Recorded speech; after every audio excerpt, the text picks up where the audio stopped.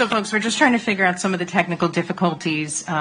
There's an entire second chapel of folks who are going to be watching this service as well, and those of you who are joining us from where you are also on the live stream. So just bear with for a few moments, if you will. There will be an opportunity for everyone to come forward and share. And if you've not yet had the chance to see the family, there will also be that chance after the service, okay? Thank you. If you want to just check your mobile devices, we can make sure that all the ringers are off. And then we'll be beginning in just a few moments.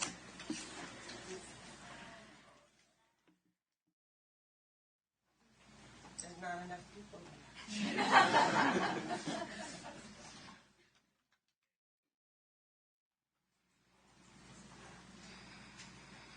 Okay. Yeah. Okay.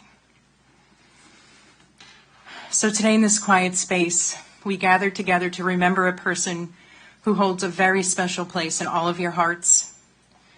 And your presence here today helps us to realize just how valuable was to all of you and what a true impact his life and his passing has made.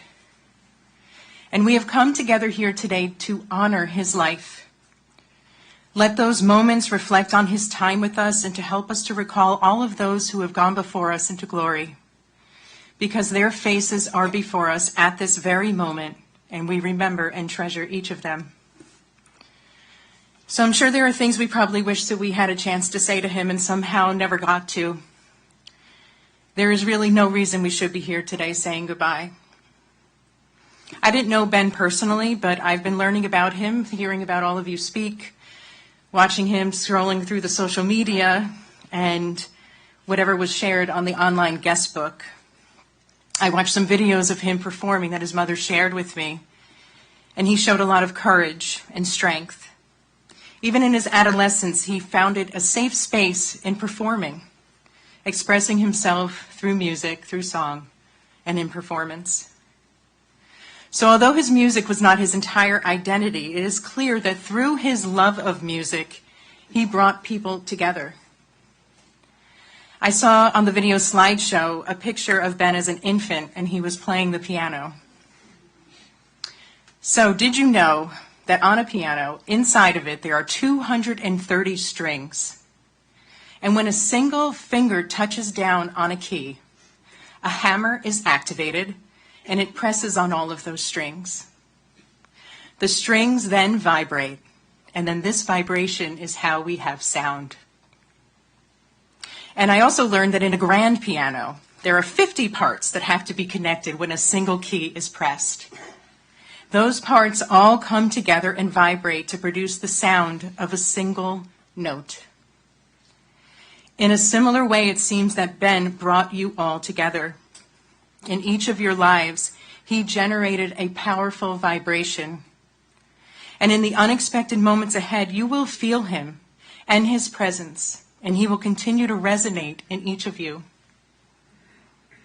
Your memories are precious. They know they are so warming, and they touch all of your hearts in different ways. And there's someone who once said that time can dull our memories. It has a way of dulling our memories. But the truth is, I believe, that the joy and warmth of someone's love can never be dulled. And the quiet strength of Ben's personality will always be with you through his love.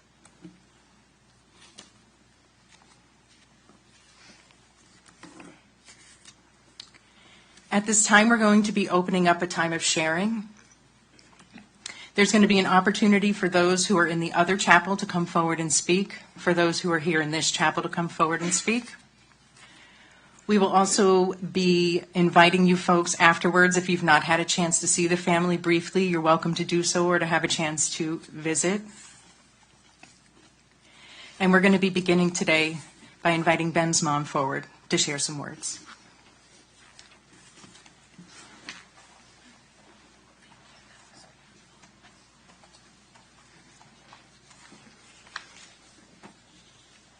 Thank you all for coming.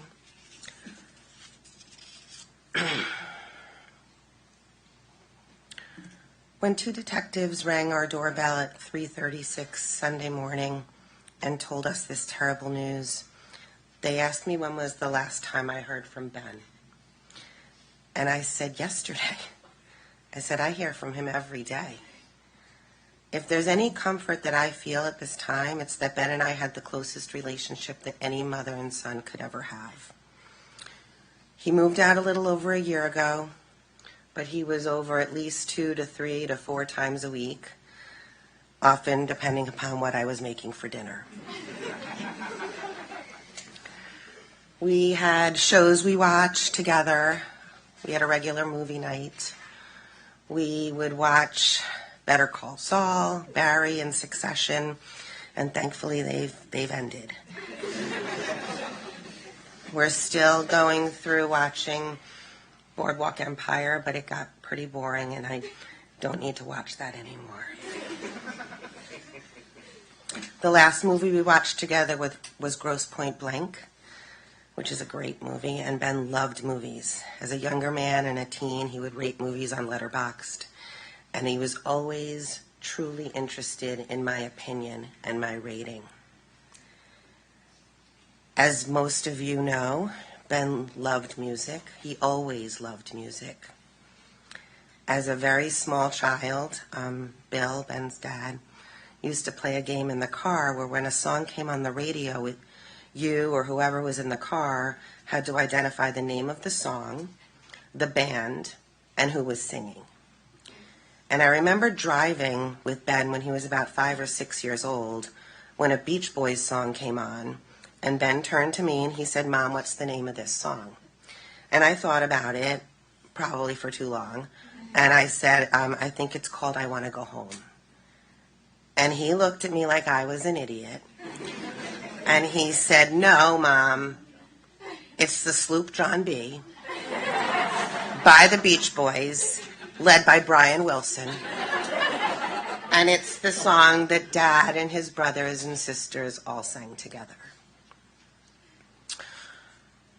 When Ben was in preschool at Temple Israel in Albany, one day the teacher told the class that they would be reading from the book of Genesis. Ben, you know where this is going, age 4, asked if that was with Phil Collins or Peter Gabriel.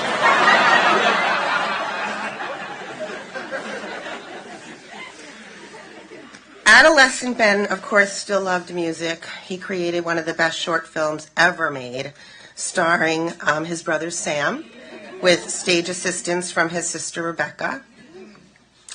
Adolescent Ben also asked me once when driving over the Northway, "Mom, what store is that?" And I looked over to my left and I said, "Do you mean BJ's?" And Ben laughed. And I realized that he had just prompted me into saying BJ for his amusement.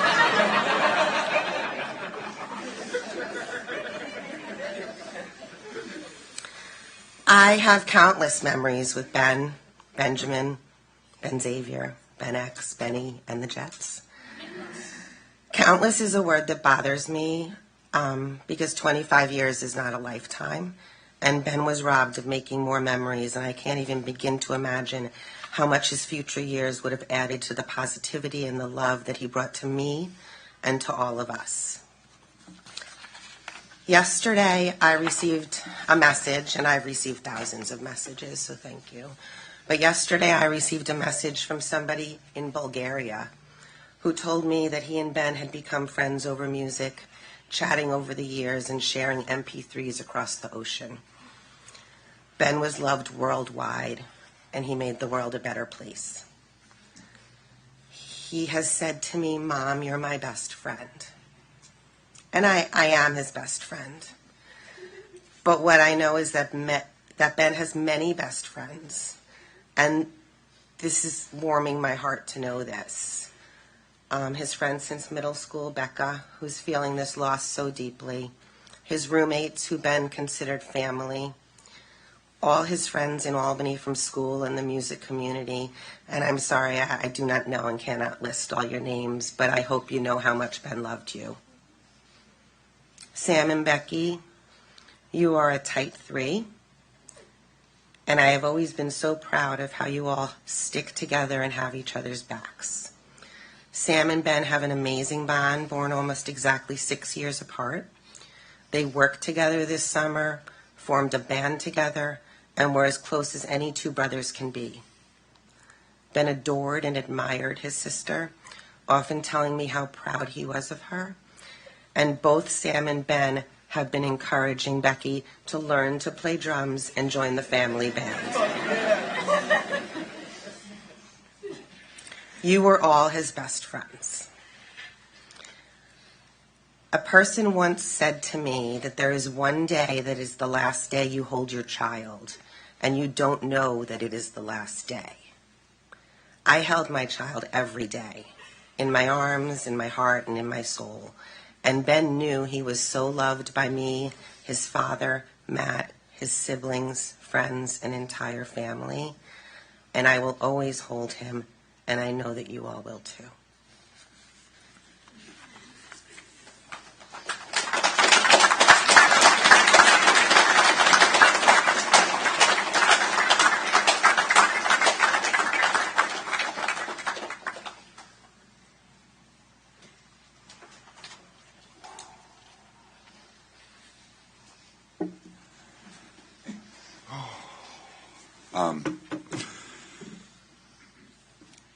Anyone here that knows me is going to find it strange to find me with a lack of words. That's usually not the case. Right now, I'm struggling with that, but there's no other love like a parent has for his children, like a child has for a parent. But again, I'm fumbling a little, but we loved him incredibly, and he loved you all, every single person here. He was all about love. Remember that. Don't let that love go away. We never will. That's.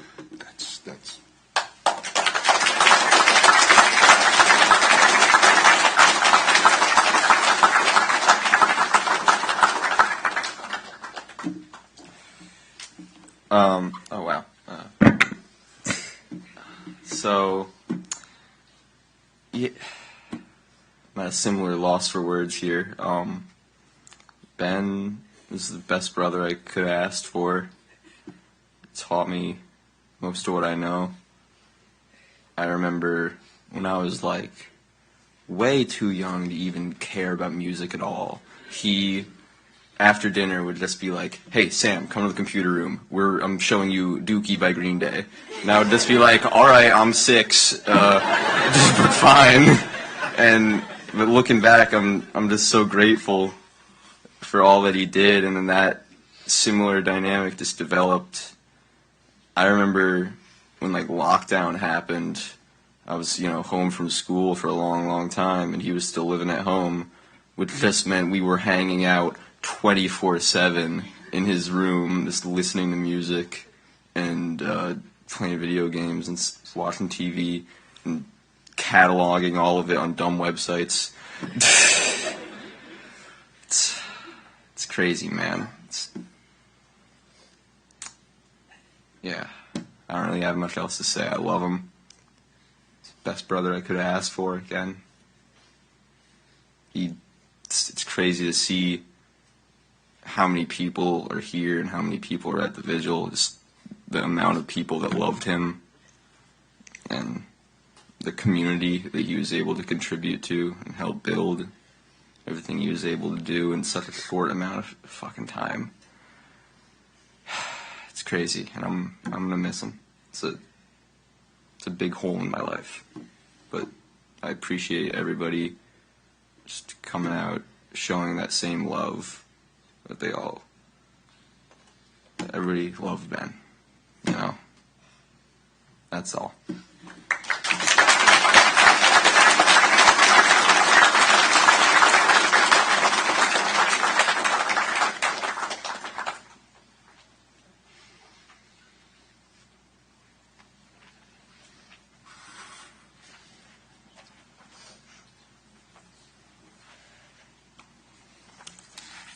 I'm Ellen. I'm Ben's grandma. I'm not used to public speaking. But at first, I want to thank everyone for being here. It means a lot to me and to the family, and we feel your love and your support, and you've helped us get through these days. So thank you. My daughter Lauren cautioned me not to go off script before I read this very lovely poem, but oh well. I'm angry. I'm very, very angry. I'm angry.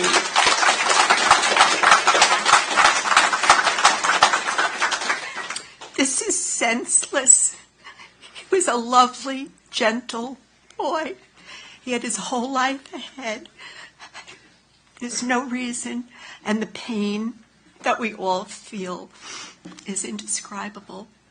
Ben, we'll miss you, and yes, the anger and the hurt and the pain is going to take a long time to go away, if ever.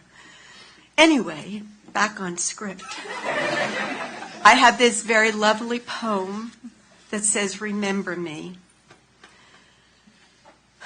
To the living, I am gone. To the sorrowful, I will never return. To the angry, I was cheated. But to the happy, I am at peace. And to the faithful, I have never left. I cannot speak, but I can listen. I cannot be seen, but I can be heard. So as you stand upon a shore gazing at a beautiful sea, as you look upon a flower and admire its simplicity, remember me. Remember me in your heart, your thoughts, and your memories of the times we loved, the times we cried, the times we fought, the times we laughed. For if you always think of me, I will never be gone. Rest in peace, Ben."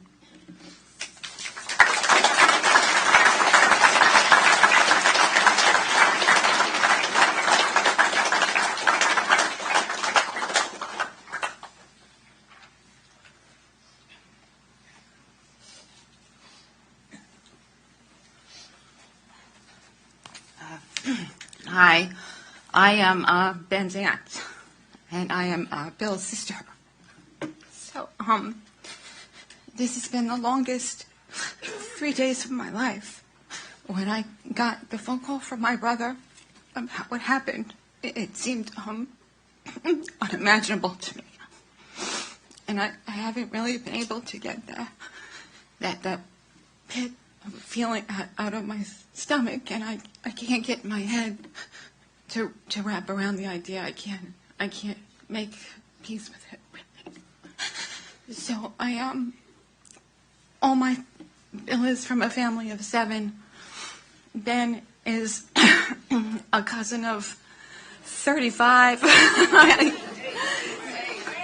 8. We're 8. Sorry. I'm from a family of 8. Math was never my strong suit. So, as is the number of the cousins, my sister keeps good count. But there was a lot of us, and the beauty of it was really Ben was one of them, and he connected with each and every one of them, and he was a strong cousin and a force for my daughter, who's an only child, and he gave her comfort and solace and understanding, and for all his cousins, who I can speak for to say that they loved him, and all the in-laws of the married people and the nieces and the nephews and grandnieces, the whole thing.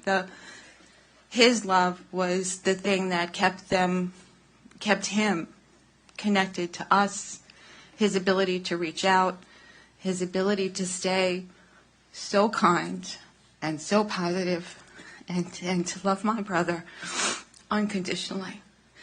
And I went to the vigil and was incredibly moved by not only all the people and the incredible amount of storming rain falling down upon us, and not a single friend or family member even flinched. We were all there to be with Ben, to feel his spirit, to find his heart, to love his soul. I was incredibly overwhelmed and impressed by not only the love that was there, just the friendship and the concept that people were moving into the area to be with Ben, to be there next to him, to live in his house, that house down the block, to be able to hang out there. He was inspiring a community. He was engaging a community of music and creating a music environment in a place that was there. So it is from all the wonderful things that his friends and of course his mother has shared with me and other people, but the thing that I held on to was his ability to have great compassion and forgiveness for all of us. He didn't hold on to the slights or the issues, and he had tremendous love. So I happened to have found this poem that I had known about, and I would just like to share it with you, to carry with you in your hearts. People are often unreasonable, irrational, and self-centered. Forgive them anyway. If you are kind, people may accuse you of selfish, ulterior motives. Be kind anyway.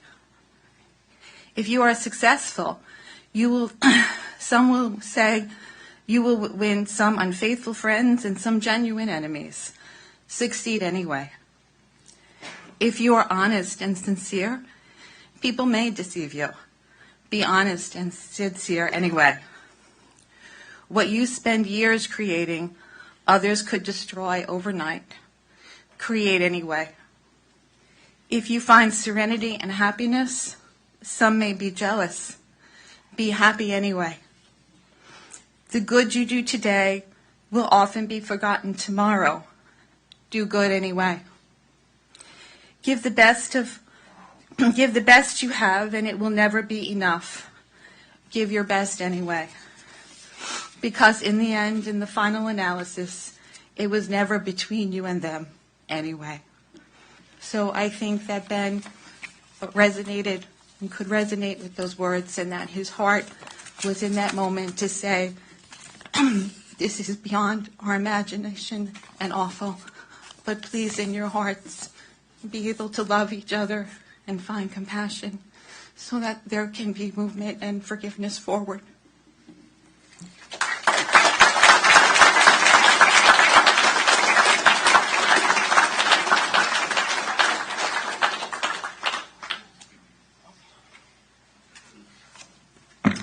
Hi, I am Aunt Lauren, Lee's sister.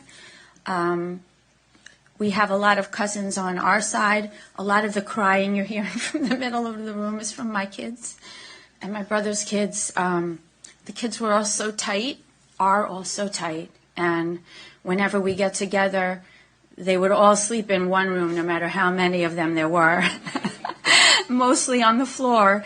And interestingly, Ben always got the couch. And I think it was partly because he was tallest, but too big for anything. But there was an understanding and a respect that the couch was Ben's no matter where we were. And I'm not going to go off script for long because it's really hard to talk about this, but I want to share a poem by Maya Angelou called When Great Trees Fall. When great trees fall, rocks on distant hills shudder. Lions hunker down in tall grasses, and even elephants lumber after safety.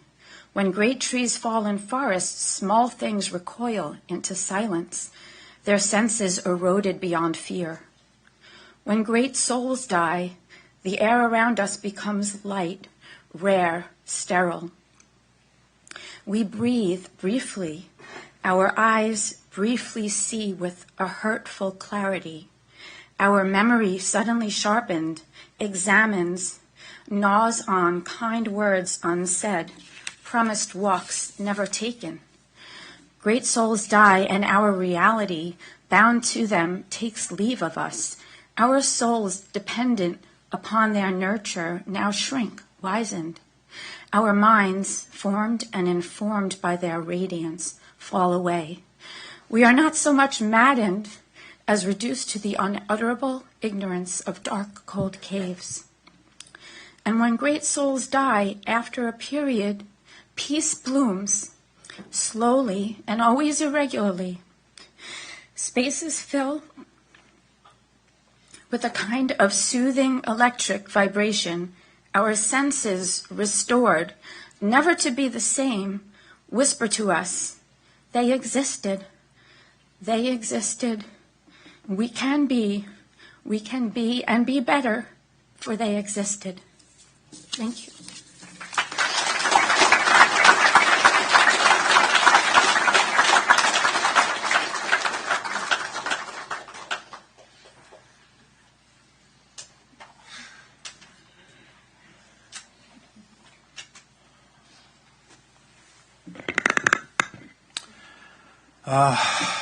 I'm Uncle Rob. You can all call me that from now on. When I first heard this news, I was talking to my brother-in-law, and I'm going to try to hold it together through this, but I'm going to send my nails through my hands. And he said, how are we going to get through this day? And I said, this will suck, but it will suck together.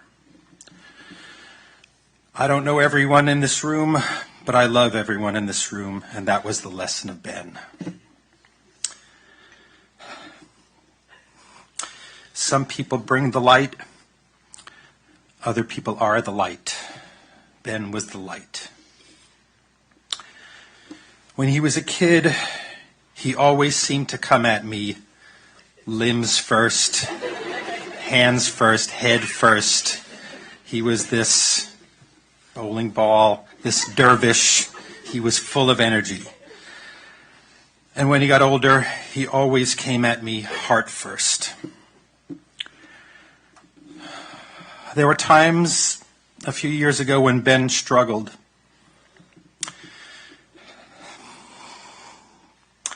Those were times that I felt privileged and honored to be there for Ben if he needed.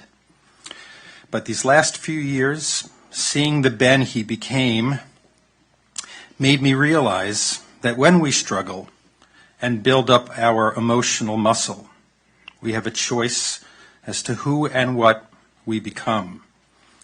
We can take this knowledge of experience and walk away with it.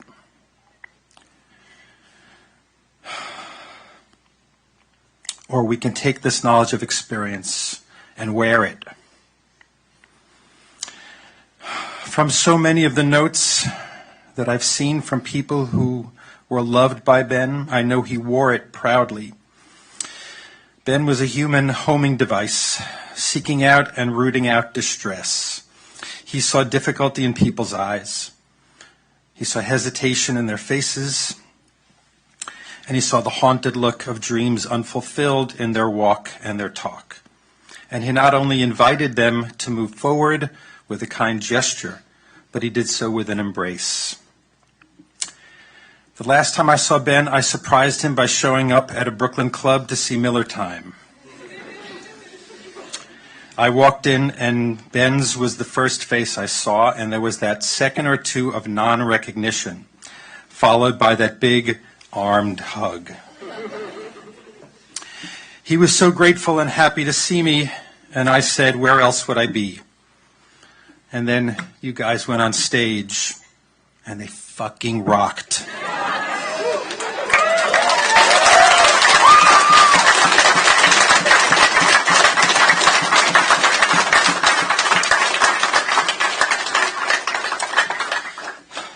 Lee was saying, come with a favorite Ben story. I have many favorite Ben stories, but I'm left most with this one. After Ben died, there was a vigil held in Albany. And about, 150 of us gathered in the shrieking rain, and then we walked toward the spot where he left us. And people collected a memorial with flowers, candles, and appropriately just emptied beer cans. And then his cousins, Evan and Daisy, reminded me that in Jewish tradition, we put down a stone. So we found and gathered stones, and I knelt down, and I said Kaddish for this boy that I loved so much. And so many of you, whom I now call Ben's 24/7 friends, shouted out who he was and what he was, what he did and what he said. And then a mosh broke out. And bodies were hurled at each other in great sorrow and relief. I'm 63, so I backed out of the way. And faces, a great many faces, went by in a blur. I don't know how many of you leapt and ran into each other. I only know that in his own way, Ben was there. This is fucked up, but I love you.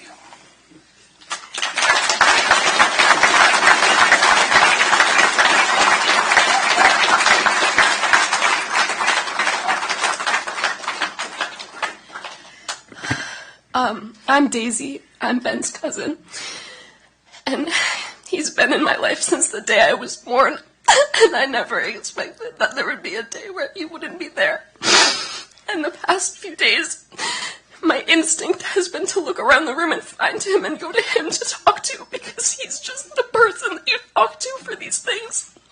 I don't think I've ever met anybody who could listen and could understand as well as he could, and who knew the things to say, and knew the people that he should reach out to, and he always did. I'm sure every single person in this room was reached out to by Ben, and he made all of our lives better. And every single minute, I just don't know how to not reach out to him and not to get his support. I'll always be grateful for him, and I'll love him forever.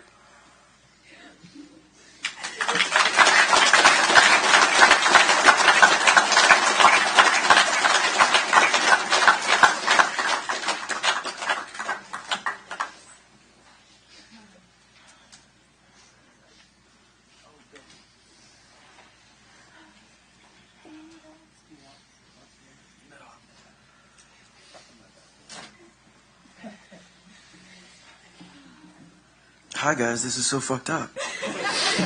My name is Jake, and I'm Ben's cousin. God, this is so fucked up. Sorry, give me a second. What I wanted to say was that Ben was someone, I think everyone in my life who's ever been close to me has heard me talk about Ben as if he was this like godlike figure.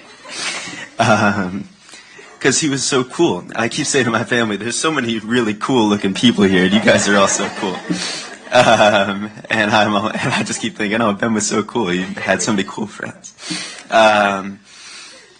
But one thing that I was always excited to talk to him about was the music that I was listening to.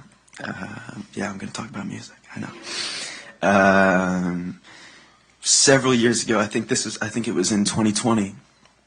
It was the start of the pandemic, and I was listening to music, and the song "Passing Out Pieces" by Mac DeMarco came on, and I texted Ben, and I said, "I just heard a Mac DeMarco song," and he got really excited, and he said, "Listen to Salad Days, listen to Two, listen to This Old Dog," and I listened to those 3 albums over and over and over for months, and then I heard the song "Someday" by The Strokes, and I texted Ben, and I said, "I just heard this song by The Strokes," and Ben was so excited. And he said, "Is this it? Listen to Room on Fire. Listen to First Impressions. Listen to New Abnormal." And then I just listened to The Strokes for months. And then I heard Daniel Johnston for the first time, and he was so excited. And he made me a playlist on Spotify called DJ for J.E. Daniel Johnston for Jake Edelstein. That's what it stands for. And I listen to that shit so much. One thing that I wanted to share which goes with the theme of this being so fucked up, is that in the car ride here, I forgot I turned my phone all the way off. In the car ride here, the only music that I wanted to listen to was Miller Time. And we were listening to Miller Time, and I was going back into my text with Ben recently. And I went back into my text, and I saw when the EP first came out. And I texted him, and I said, "It's so good, I bet you could guess my favorite song." And he said, "Casually Dramatic." And I said, "Yeah!" But today in the car, I was listening to Miller Time, and I texted Ben. And I said, did I say that this is fucked up already? I might. I said, listening to Miller Time on the way to the memorial, we put on Yellow Light because you told me it was your favorite. I don't know if it's weird to be texting you, but I really want to do it. I love you, and I miss you so fucking much. That's what I texted back. I love you.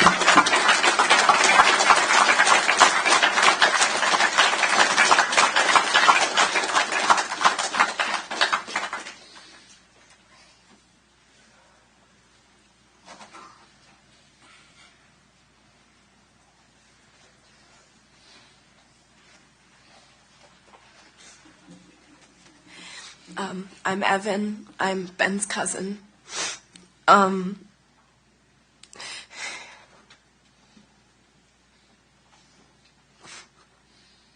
was a lot older than me, or it felt like he was a lot older than me when I was younger.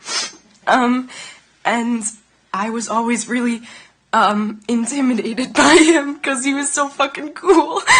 And that was just clear to me from the youngest age that I can remember. He was the coolest person I knew. But he became quite a comfort to me as I got older. I was 13 when I decided I was going to tell my extended family that I was trans. And I was so fucking nervous. We were going to Florida that summer.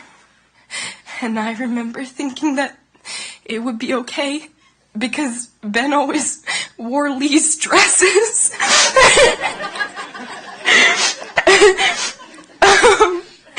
And it was okay because we were all walking down to the beach, and he hung back with me to tell me how proud he was of me.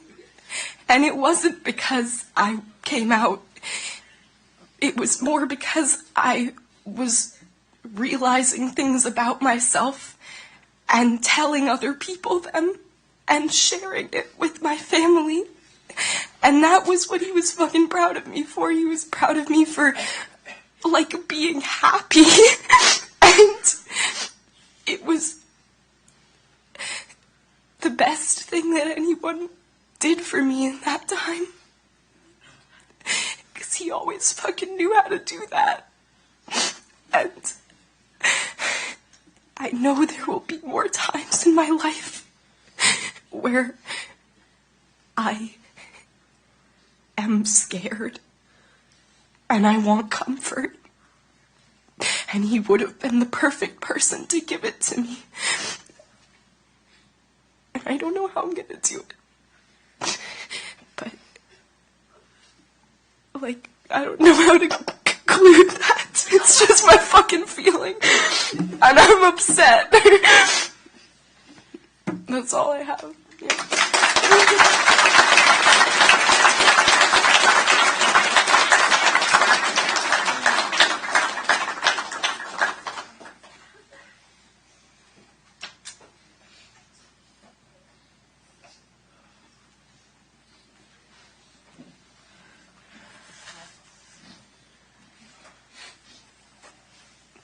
Hello.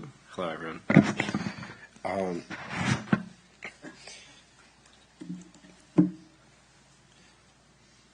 What Ben meant to me, what Ben meant to everyone in the DIY scene for Albany that he was building, especially like being in Albany.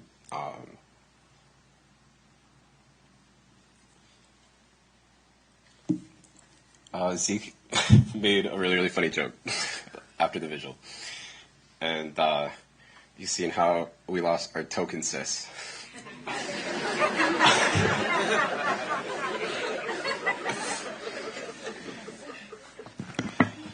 What I don't know, the only words I could find was how something awful had happened to someone who made me feel so safe, and made so many trans community members feel so safe. We would always talk about like politics and stuff.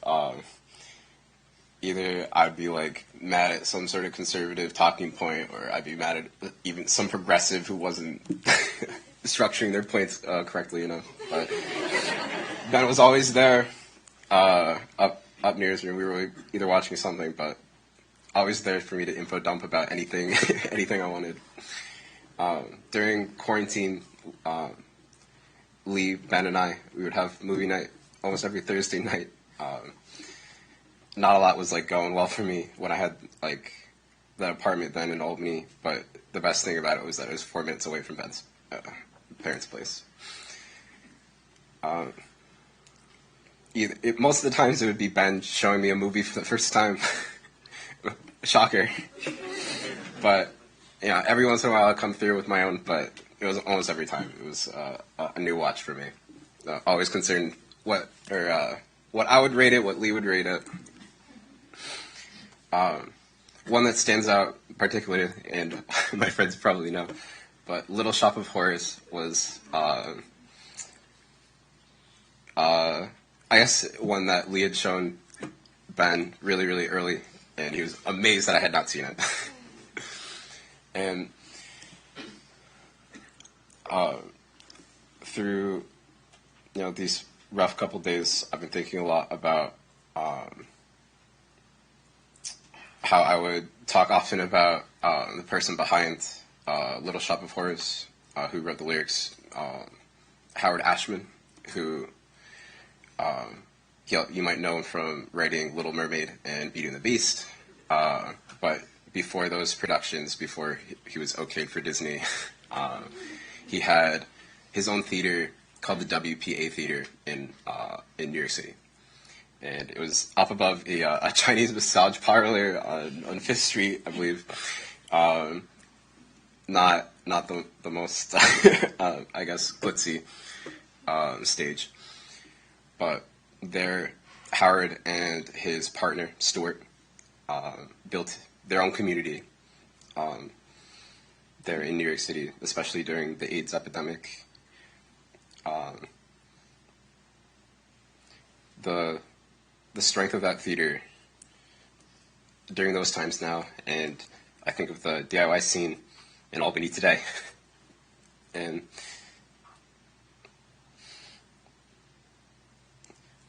I don't know, I would talk his ear off about Howard Ashman and all the great things he did, what he stood for in his work, and so many parallels to Ben are there. Shortly before Beauty and the Beast, Howard Ashman passed away from complications with AIDS. Just before Little Shop of Horrors came out, Howard's partner had passed away, Stuart. And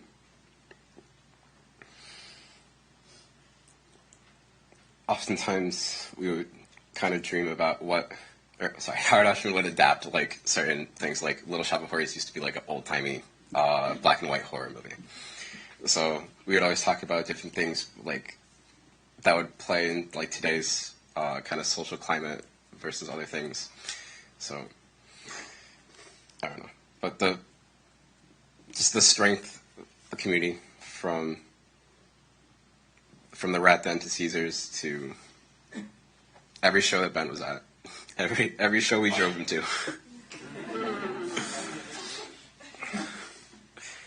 I don't know. He was there, and he'll still be there.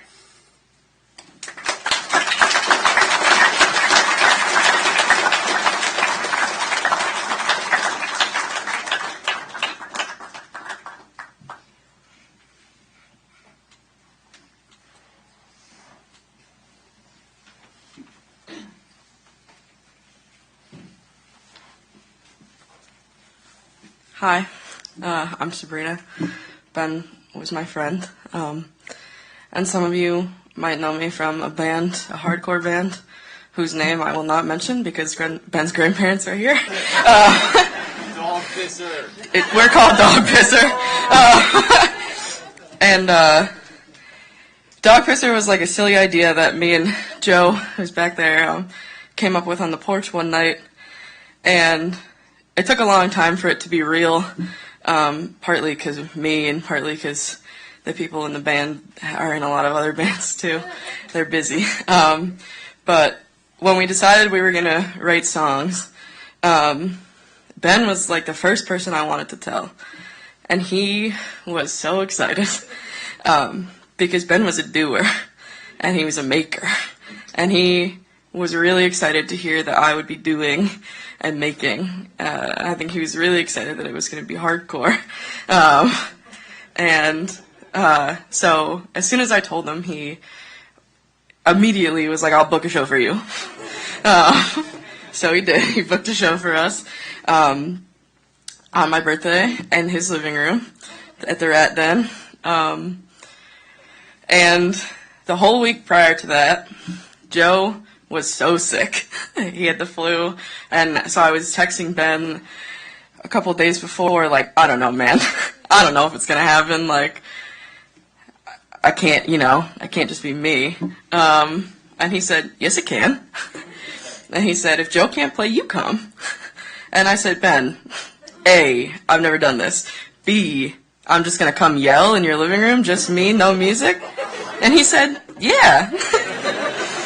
And I said, I don't know about that, Ben. And he said, if you come, no matter what you do, in that room you'll be surrounded by love. And man, he was fucking so right.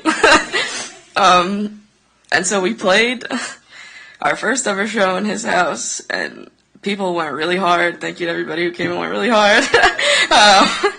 And Ben, at our second ever show, which just happened a few weeks ago, Ben stood right in the front. And, I shoved him around a little bit, and it was awesome. And I think something that was really special to me about Ben is that he believed in me, and he really made me feel like I could do it. And he really made me feel like I would be cool. And what was cool about Ben is that he didn't just believe in me, he believed in everybody. And he wanted everybody to have a place. And he would book a show for you if you wanted one. And, man, I fucking loved him so much. I do love him so much. And I'm so grateful to have known him. And, I'm gonna continue to look for him at the back of our shows. I'm pretty sure he'll be there. And as Ben often liked to say, Albany on top.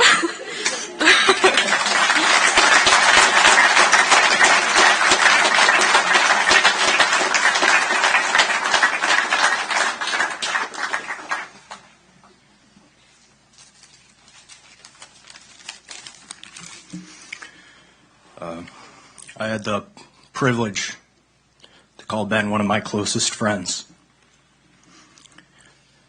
He always went out of his way to welcome and embrace others. Such a rare and wonderful quality in a person that came second nature to him. As difficult as it may be, I know grief and negativity would be the last thing he'd want for his friends, family, and his community. A lot of people talk about being the change you want to see in the world, and Ben didn't just talk about it, he acted. There's not a single person I've ever met that pushed every single person he knew to be more creative, more open, and more kind. The best way we can honor Ben is by going out and being our truest and most honest selves. I'm going to miss you, brother. Please let his legacy be filled with weird and wonderful art. I love you, Ben.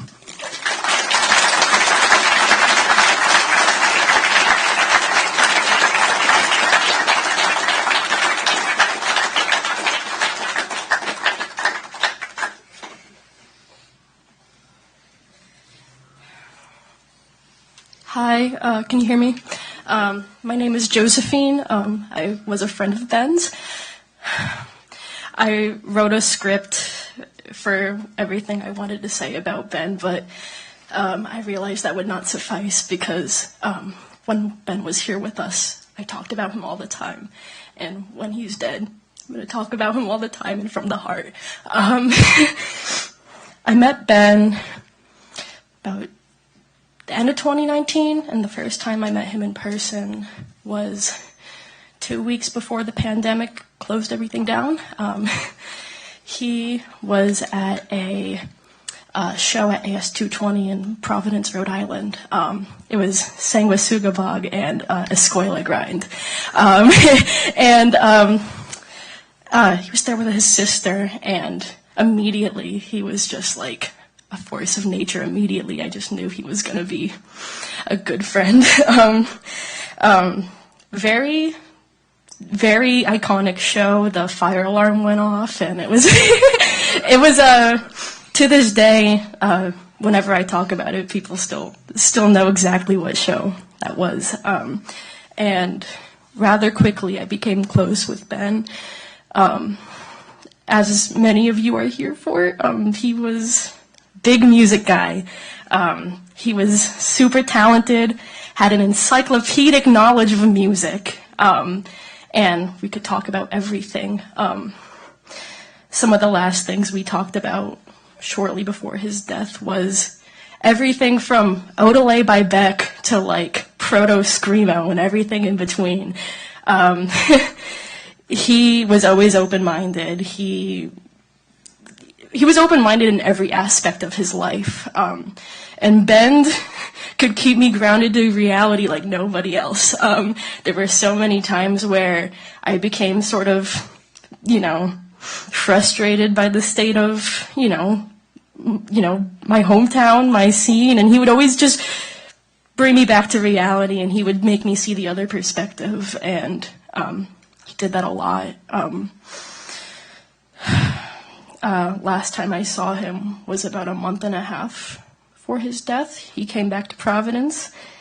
He played at the Ridge with Miller Time, and he dedicated one of the songs to me and a couple of our close friends in a group chat, and it was very touching because I hadn't seen him in years, and he was just always so thoughtful, and he was always there for me in a way that many others weren't. Even when, rough things in my life had long passed, he would check in on me and make sure that everything was okay. And I always promised him that I would come up to Albany and see him, but things always fell through because of one reason or another, and I'm really sad that it took this to get me up here, but I finally made it out to see him, and that's very it feels very special to be here. And Ben loved me, and he loved everybody, and I'll never forget him. He was one of the best friends I ever had. I love you, Benny.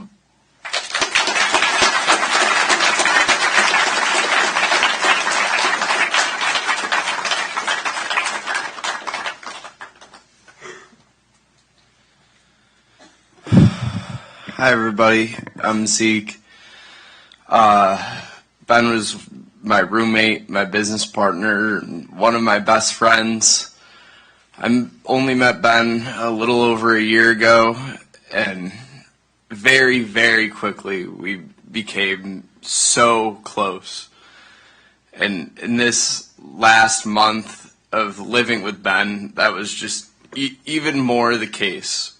Watching Ben grow and build an amazing community and family and scene for everybody to be a part of was beautiful. Watching him lead so many people through their creative endeavors and help people grow and change and become who they are today is something I will never forget. From sitting there and talking about what we're going to do next, plotting the next move, building bigger shows, to sitting there and gossiping about girls like we were 16. Like, we did everything together for the past year, and I don't know who I'm going to turn to be the voice of reason anymore. But we'll all really miss Ben, and we all really loved Ben, and I love you, dude. And I'll see you soon.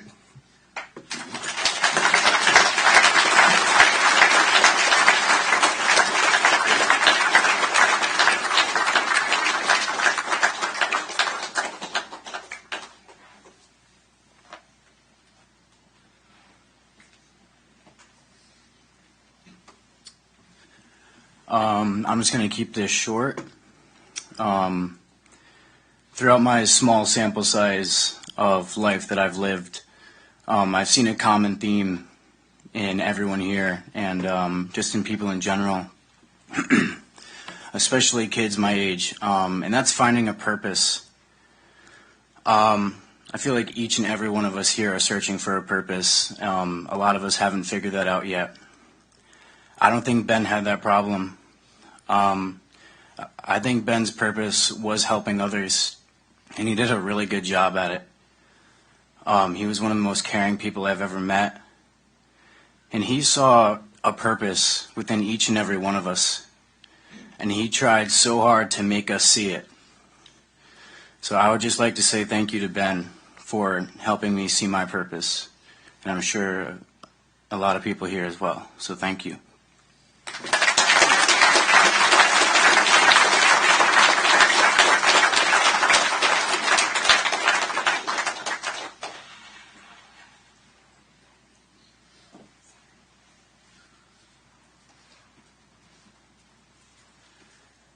Hello. I was Ben's roommate and Ben's friend. I only knew him for a year, but I never would have been part of this amazing community full of so many loving and caring people without him. He was one of my biggest supporters. Whenever I made a piece of art, I wanted to ask him what he thought of it. When we were working on Fuck City, I always wanted him to look it over and make sure it looked good, and he always told me how happy he was that I kept working on it. And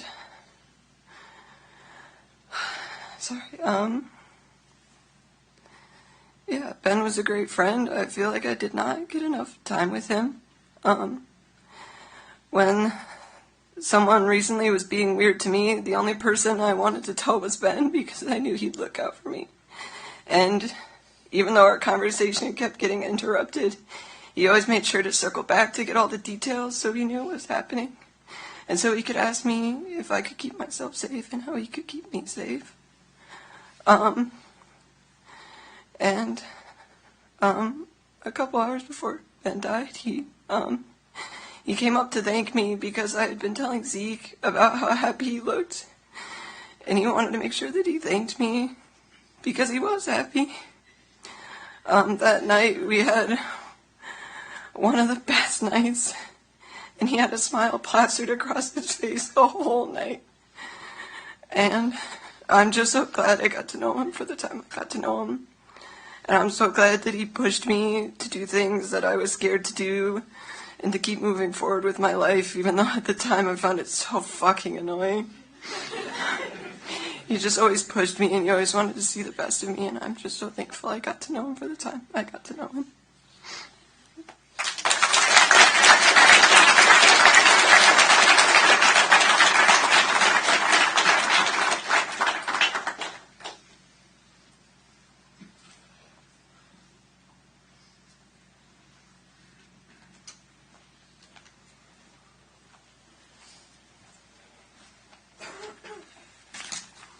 Well, Ben, I really can't believe that I'm here at this stage in our life. It's tragic.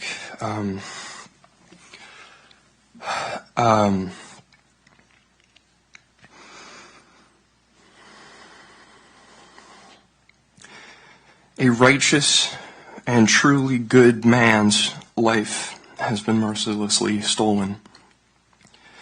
This is a horrifying nightmare we can't seem to wake up from. When my friend Micah died in 2018, Ben was there to support me. He knew all the right things to say to me. I keep catching myself in a state of shock, thinking to myself, I know who I could turn to right now, and it's Ben. And it breaks my heart every day. Ben was a man who was not only freely offering himself to others, he naturally delighted in other people's happiness, safety, well-being, and their purpose. When I was sick in 2017 with a thyroid disease, he exchanged messages with me every day to check in with me multiple times a day. This was music, laughter, making me smile at all hours of the day. I don't know how he had the energy for it.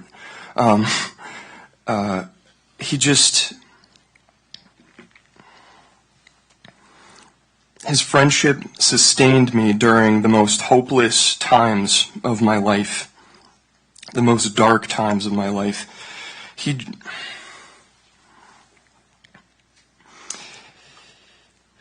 just continuously nourished the belief that life is worth living and that people are worth loving. That our voices deserve to be heard.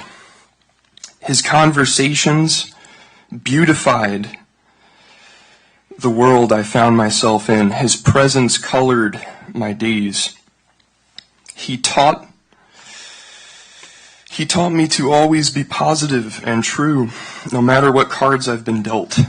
He loved to serve people, not only through his friendship, but as his education and his career also all demonstrate. His favorite method to do this, I believe, was through both listening to and enjoying music, which he had an encyclopedic knowledge of, and creating his own, and urging others to remain creative and encourage and create the platform for which they can express and share.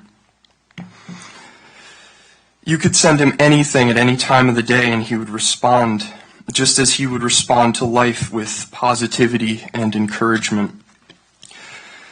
But perhaps one of my personal favorite examples of the happiness and of the laughter and joy Ben provided us was a secret band we formed called Binky's Shirt, which up until this point, Ben and I had planned to keep it a secret, but the cat is out of the bag now. Because the joy of it, or the weirdness of it, was supposed to be amplified when a stranger discovered it randomly lurking through the internet. And we posted it to a website. But it was a comedy group consisting of me and him, and occasionally his brother Sam and his father Bill would lend us their songwriting talents as well. The origin of the band was also a secret until now, but once I was hanging out at his house in his room, and he suddenly said to me, "What if there was a band that only sung about Binky's shirt?" I said, "What?" Binky, like the bulldog from the TV show Arthur? He said, yeah. Laughing as though he just revealed the funniest joke he had been carrying with him, keeping to himself his entire life. And the band,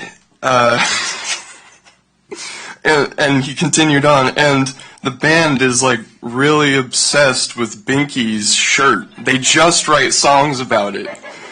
Just that. I said, I'm in, dude.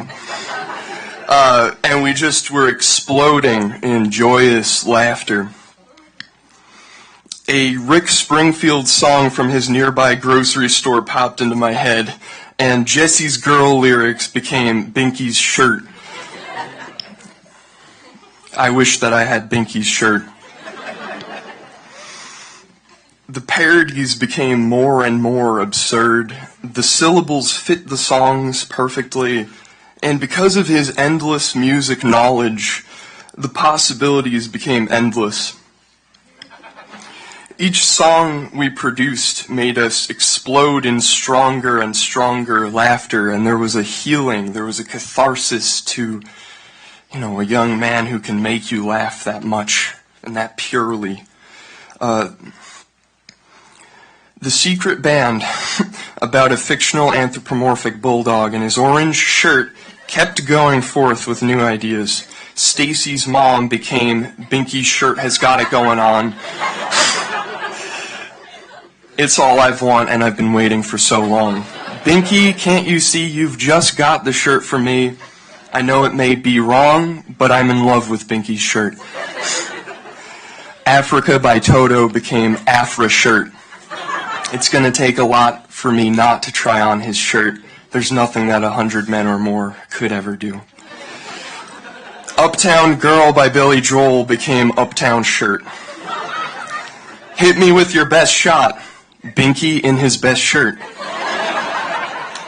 Alanis Morissette, You Ought to Know. You Ought to Wear.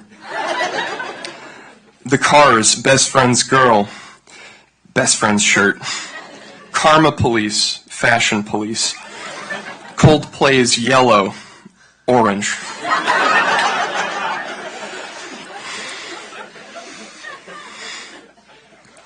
Four Seasons, September 63, December 93, which I presume is when Arthur aired, or began to air. What a very special shirt for me. What a collar, orange shirt. And then there was the Oldies album. Fats Domino, Ain't That a Shame, Ain't That a Shirt. Yakety yak, binkety bink. Yellow polka dot bikini became orange button down long sleevey. Finally, Elvis's Can't Help Falling in Love with You became Can't Help Wearing My Orange Shirt. The possibilities were endless, and it's no exaggeration that we could write a book full of all the precious time spent with Ben and the fruitfulness of it. Though all those things I just mentioned came about in a span of, I believe, less than 2 calendar days. Everything that we loved, he also loved alongside us. He lived a robust life that was far too short, and we have all been robbed of an angel. They say that God has always interacted with the world through our senses.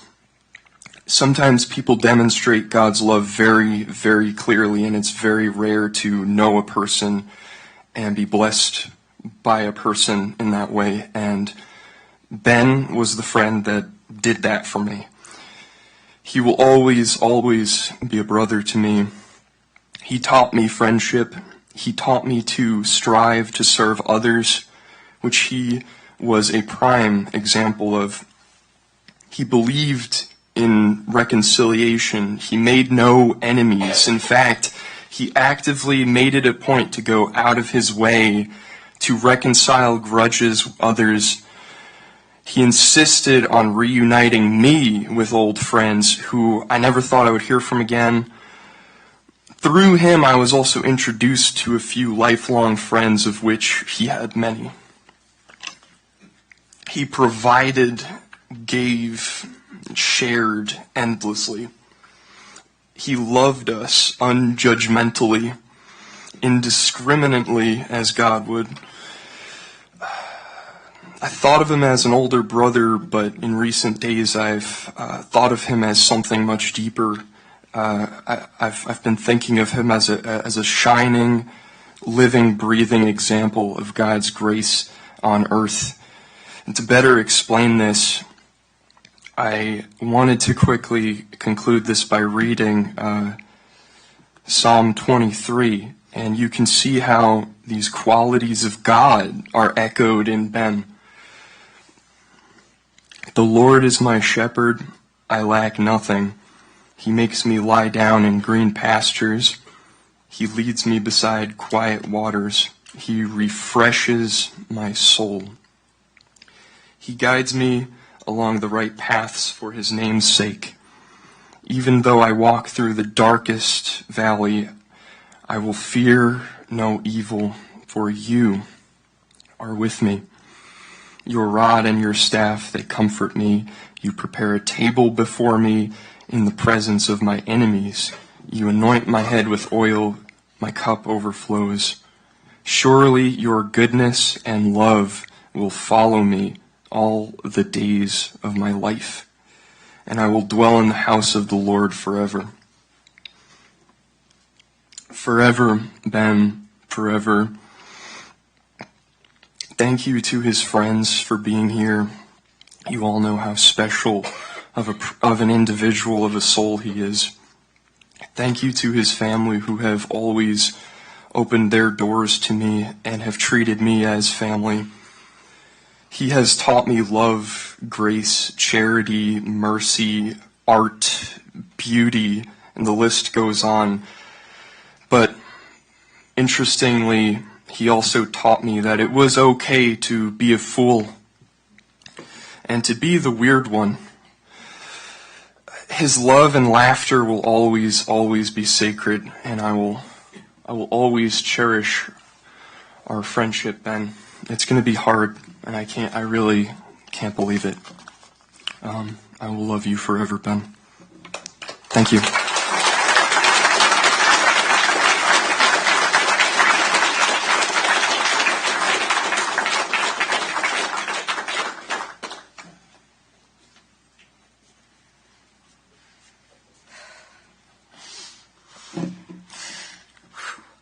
I'm Kayla.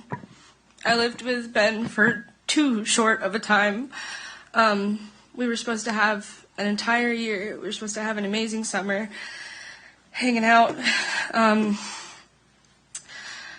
moved to Albany specifically to be part of all this. And a lot of people maybe wouldn't understand and would think it's silly, but like,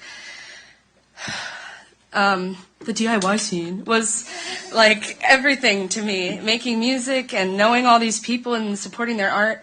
But I wanted to say, Ben had like endless patience for my bullshit. Like, whenever I was really going through it, and I would just, this is really embarrassing, I'm much better now, but I would text him like, I'm sad, and he would be there for me, like no matter what. He would be like, come over, smoke a bowl, we'll be fine, you know, like, sorry, family, and like, he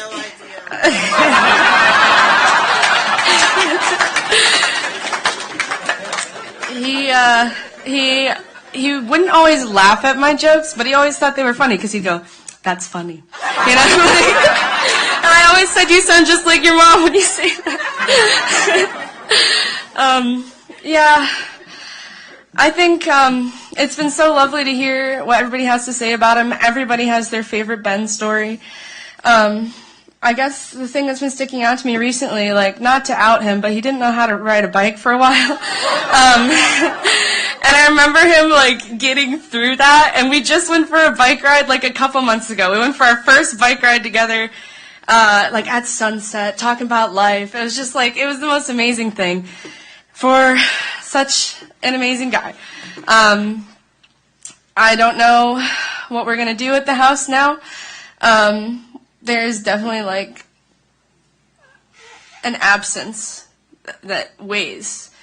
But I'm really happy to have my roommates, and I know that what Ben would want us to do is mosh a little extra harder, make some music, make some drone, you know, like I just know he would want us to watch more movies, listen to more music, make more friends, and be there for each other, and that's what we'll do.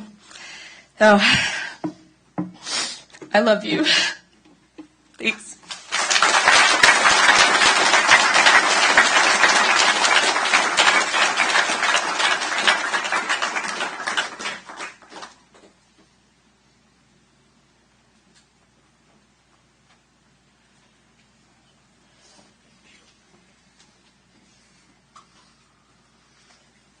Hi, everyone. I'm Rachel. I'm Ben's cousin. I will briefly say Ben will always be just beyond the most amazing person in the whole entire world. And the reason I wanted to definitely come up here today, I mean, we're all thinking the same things. We're all feeling what everybody else is saying.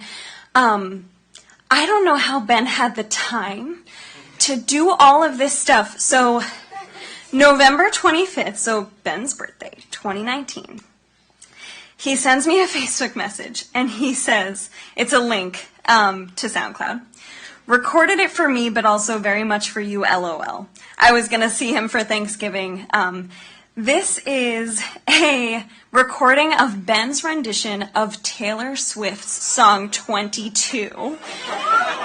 And in the midst of all the music that Ben was a part of, it just strikes me, it's so hilarious that this is something that we have forever. And I would love to play you a little bit of it.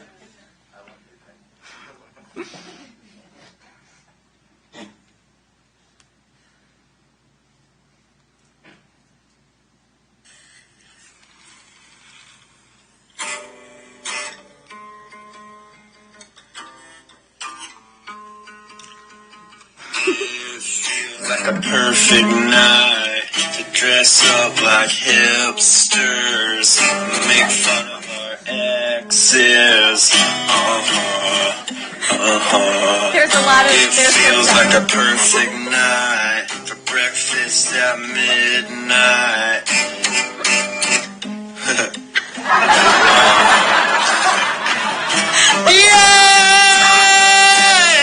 We're happy, free, confused, and lonely at the same time. It's miserable and magical. Oh, he doesn't do the whole thing. Tonight's the night that we forget about the deadlines. It's time. I don't know about you, but I'm feeling 22. The laugh. So, I just thought Ben had a lot of projects, a lot of things he and we all were very proud of. I'm also proud of the fact that he could make time for things like that. I mean, he wakes up on his birthday and sends me that. So we love you, Ben. We love you forever.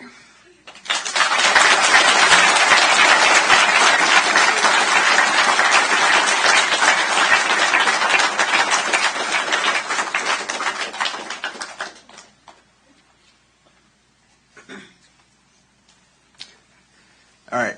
I first met Ben when I was 15 years old. It was shortly after I lost my father to lung cancer. It was a brutal time in my life, as I'm sure you can well imagine. But he was one of the first people I met to automatically present himself as part of my support network, and he was one of the most prominent parts of it. He would reach out to me constantly, ask me if I needed anything, if there was anything he could do for me. The first time I met him in person, it involved a basement in Pittsfield, 2 unbuttoned Hawaiian shirts, and a really sweaty mosh pit. And he gave me my first concussion that night. Tremendous. there are few people in this world who, well, let me rephrase that. I think Ben is one of few people in this world who was put on this earth with a purpose. And that purpose was to be a constant guiding light for his friends and for his family and for all the other people in his life. He did everything he could to make sure the people around him knew that they were loved and knew that they had people that were there for him. One of the last things he ever sent to me was a message saying, "I love you, dog. Stay safe and stay strong. There will be good days." And that's been playing in my head on repeat lately. There will be good days. I just want to say that there will never, ever, ever be another Benjamin Rowe or anyone even close to what he was. And we will love him forever. Thank you.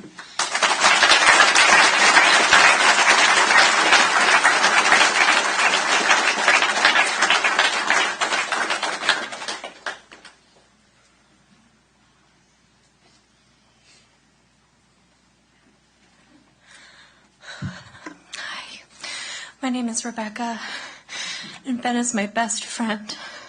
I've had the honor of knowing him for over 12 years. But Ben and I weren't always friends. It all started because we bullied each other quite a bit until we realized that one another was actually pretty cool. Through high school, our first jobs at FYE together, countless concerts and shows in our young adult years, Ben showed me what a true loving friend is. He offered me comfort through the most difficult and horrific times of my life. He was always there, no matter what. Whether it was talking things true or picking the strangest movie at FYE and laughing our asses off. I always left feeling cared for. He offered a gentle, comfortable space at all times. This will be irreplaceable. Ben made me who I am and helped me form so many of my interests and my personality. There are so many jokes, movies, places, and songs I will always find him in. He will never leave my heart, even though a huge part of it is gone with him. I am incredibly lucky to have him in hundreds of memories, and I will hold them near and dear forever. Ben changed and touched so many lives, and I am so happy that I got to be one of them.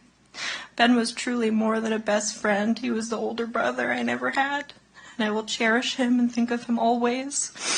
And I have so many memories, but one of my favorites was when my dad, who is now also passed on, my dad picked us up from FYE and he started playing Black Sabbath, and he goes to Ben, "You know Black Sabbath, real metal?" And Ben just couldn't stop laughing. But thank you all for listening, and I love each and every one of you, and thank you for being here.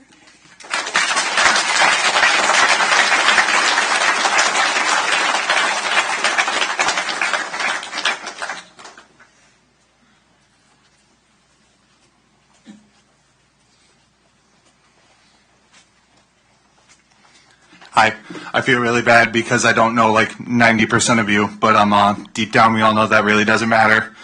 10 years ago, I played in my very first band here in Albany, and at the same time, I was booking shows in the basement at Proctor's Theater in Schenectady.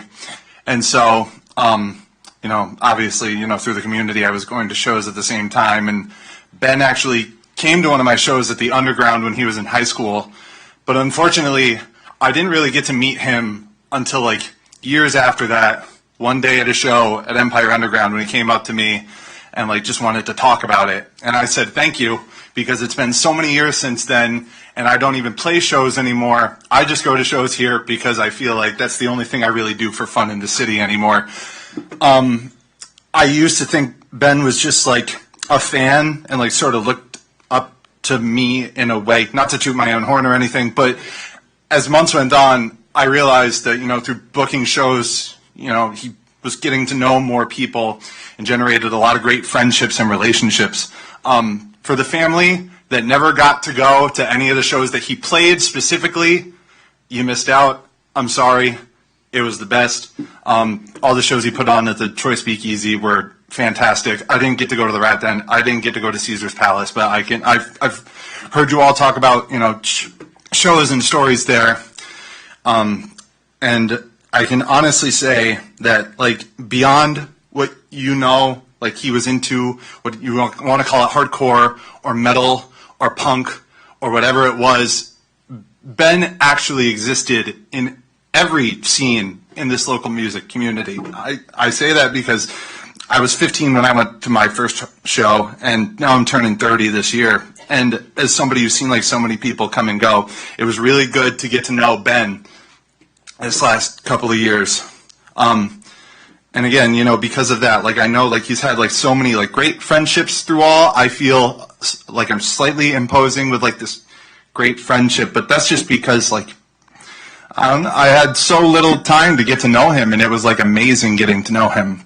So apologies for imposing.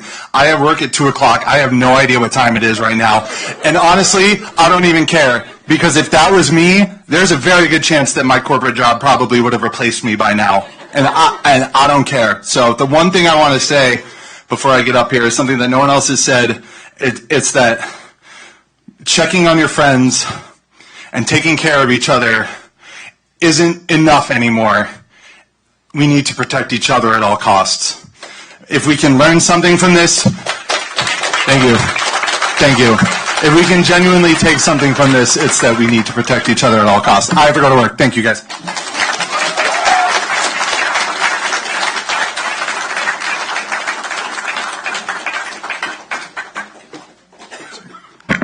Hello.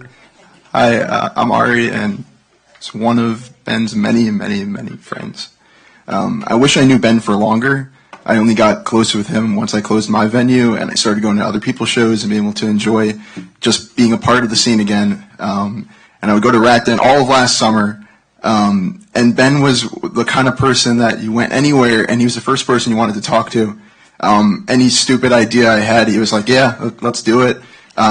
Me being me, I procrastinated and didn't follow up with most of them, but he was always ready to go. And I'm leaving soon, and he was like, we gotta throw you a going away. Hello, there we go. We gotta do something. I'm like, no. He's like, don't worry about it. I'm gonna do it. And Ben would always want to do stuff for other people, and he was always going out of his way, even if you yourself didn't think that you needed it or wanted. He wanted, because he wanted you to constantly try to do better, like other people were saying, and he created a space that I'm going to miss a lot. And he was one of the people that I was looking forward that when I come back out here to visit, he was a person that I thought would still be here. And we get used to the idea that someone will always still be there, and in the absence of that is when you feel it. Ben was also one of the other Jewish people in the scene that, for me, when there was some anti-Semitism stuff, he was someone I was able to talk to, and he was someone that, no matter what anything, he was always there to listen and hear. But I just wanted to say something slightly related to that. It's a saying. It's a biblical saying. It goes. I'm not religious myself, but it goes like this: "This too shall pass." The good days are there until they're not, and the bad days are there until it's not. And there will be another day, and we'll still be here, and he'll still be here with us. Thank you.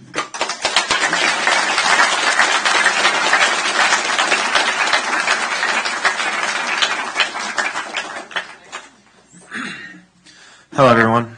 My name is Brian. I run one of the other venues in the area, one that Ben helped cultivate into what is today, along with the other members of the community. Sadly, I did not get to know Ben long, just under a year, but I can remember like going to the Rat Den for the first time. He walked up to me and said, "Hey, yo, can I get 5 to 10 for door?" He was truly an inspiration, as you've heard from all of his stories about him inspiring others and just truly believing in people. I can say that is so fact. Like, he not just believed in me, but believed in literally everyone. You can't find someone that he did not believe in. And he's inspired not just this community, but myself. Like, I was crushed when I woke up in the morning hearing the news, and it still hurt. It still hurts. But I want to make it up. Not make it up. I want to continue his legacy. I want us all to continue what he stood for, what he created, because we owe it to him.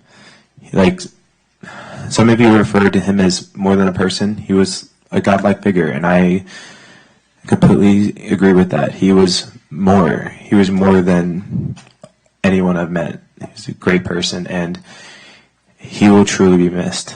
And this is hard. That's all. Thank you.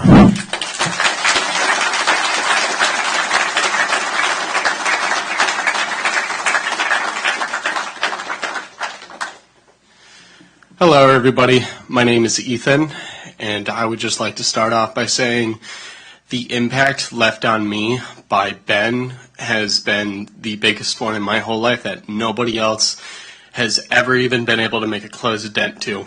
I came from a county where if you painted your nails, every old white man in the area would harass you for it. So when I went to the Troy Speakeasy for the first time and met Ben and recognized and appreciated the environment he created for everybody to feel safe and welcome in, for once in my life I felt like I had belonged, and I didn't even know what belonging was until then. It wasn't like I was looking for it, but when it showed, it was a tremendous feeling. And I know everybody here has a favorite Ben story, so I will share mine with you. My favorite Ben story is when I went to the Speakeasy and I saw Sam, and I got chatting with Sam, and I was like, dude, you're like a mini Ben. And then, comedically enough, Ben walked out behind us, and he's like, well, he is my brother. So, and one thing I have to say to all of the community members here that are involved with the music, please don't stop what you're doing, because I would not like to speak for him, but I am sure we all mutually agree that if we stopped, that would go against everything Ben stood for. So for the love of God, please continue what you're doing so we can all smile and appreciate the days after our long work ones. Thank you, everybody. Appreciate it.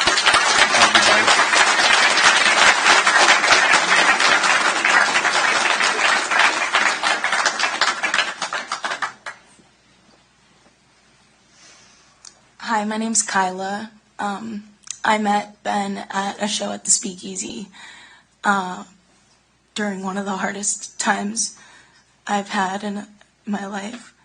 And he was there for me during a couple really crazy things that happened last summer. So one day I didn't drive either, so we'd talk about getting our licenses and stuff.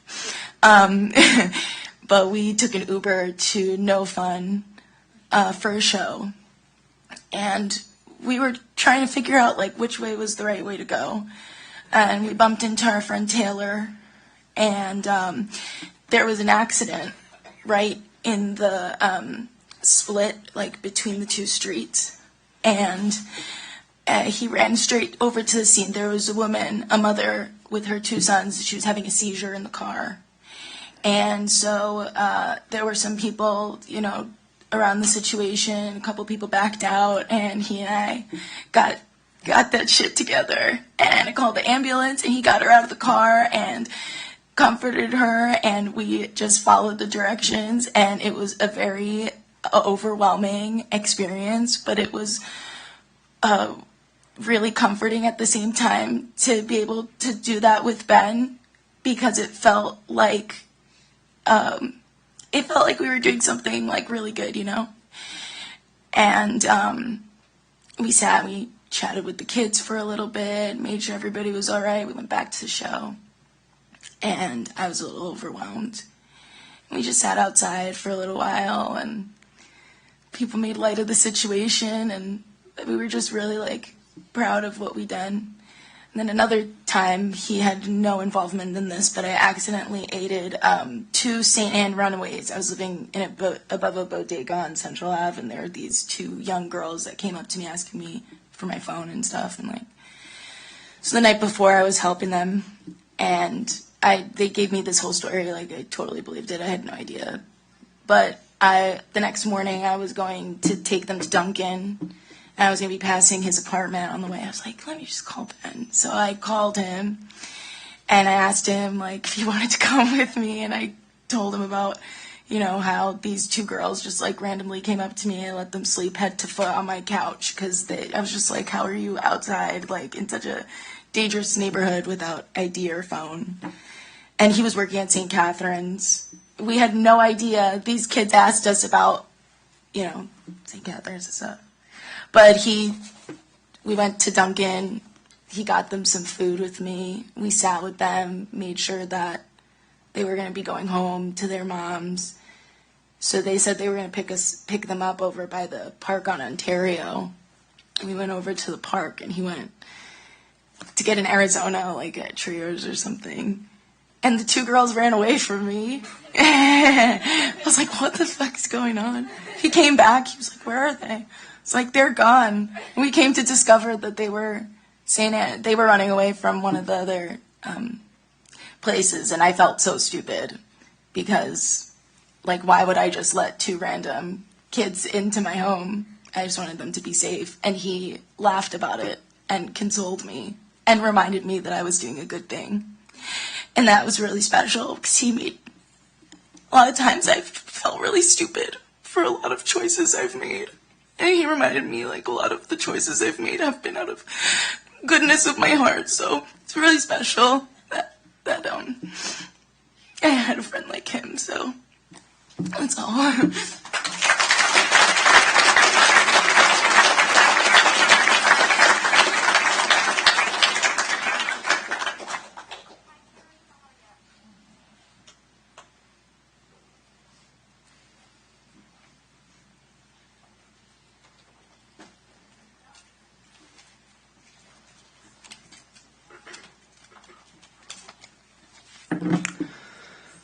When I lost one of my friends back in 2018, Ben made an effort to hand me this hoodie and told me he'd be really upset if I didn't have anything from him. I didn't think it would be leading to this, and I didn't understand what it meant, but now I think I do. It sends shivers down my spine, but I have some words. I was lucky enough to meet curly hair Afro Ben at SUNY Purchase, showing my college portfolio to the school. I wasn't very familiar making friends with people outside of high school. Of course, we bonded over going to a show that night that was on the campus. Well, I never ended up attending there. 3 years passed, and I ran into Ben at, you guessed it, a show. It was at the Riverfront in Troy. College didn't seem to be working out for both of us, which was okay. It was nice to have someone to bond with on that. I had a hard time coming to terms with dropping out of art school, but Ben gave me a place. I always felt very safe in his bedroom to talk about it, to reminisce over it. I'm sure, like many people in this room can probably relate, I quickly developed this transparent friendship, support system just built on our interest in music and art, and the want and need to grow from it. Ben was the glue of my very first band, Your Brain on Drugs. He was the official mascot, for sure. There was no one else who moved like Ben at a show. The most unique, inviting, longest mosh style my eyes have ever witnessed. Whether he was going to the gig, booking the gig, playing the gig, it was always so easy to quickly spot Ben in the crowd. It was never hard to reconnect. Ben was the type to stay in touch with every friend that I made, even the ones I fell out with. Because he made sure to let me know it was important to him. And his importance to me goes farther than that. Ben, I will miss your hangouts at your mother's house after shows. Every meal I've been included in, even if we were just grabbing takeout, y'all always thought of me. I'll always remember that.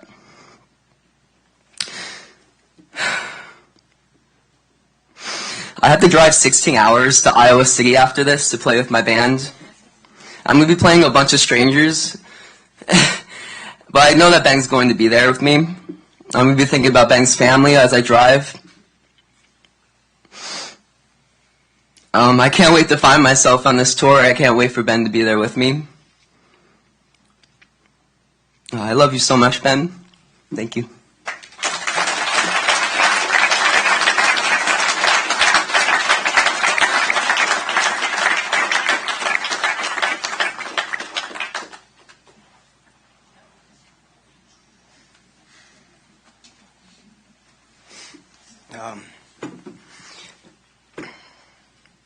I'm going to start this off with a joke.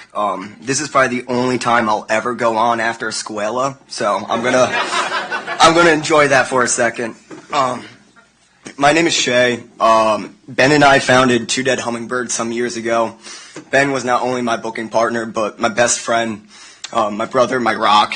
As many of you know, Ben was always there to get you through the roughest times, and he was also there to celebrate, your biggest achievements. And, I'll always be grateful for that. I wanted to share a Ben story. The one that kept coming back to my mind was when we piled in the car with some friends and we went down to see Binary Gift from God and Machine Girl at Bard College. And in the car, on the way down, Ben specifically mentioned, hey, we've never been to this spot before. It's a DIY spot. Let's not mosh. If we get hit, we can get it on. But, so, not even 2 songs in, Ben's on my back and we're throwing each other into the crowd. Taking people out left and right. Then I get back home and I'm telling my mom, yeah, we ruled the pit, we took all these people out. And her response was, they're kids, right? And I'm like, what? I'm like, yeah, you're out of college. You were, pummeling teenagers. So, I don't know, maybe that's why we started DIY all ages shows, just so we could pummel teenagers, but I think the reason why we started doing what we did was we never felt, we never fit in the scene at the time, we never felt comfortable or safe. We always wanted to do things our own way, and, after years of hard work, we were able to, develop somewhat of a safe place, safe community for people. I hope people felt accepted, and that's all we wanted. If you didn't have enough money at the door, Ben would always forgive you. He always bought pizza for the bands, made sure people got places to sleep, made sure they got home safe. And just, I don't know, rest in peace to the Troy Speakeasy door, and rest in peace to my buddy Ben. Here's to Ben, here's to wearing sunglasses inside, and here's to knowing what a true rock star is.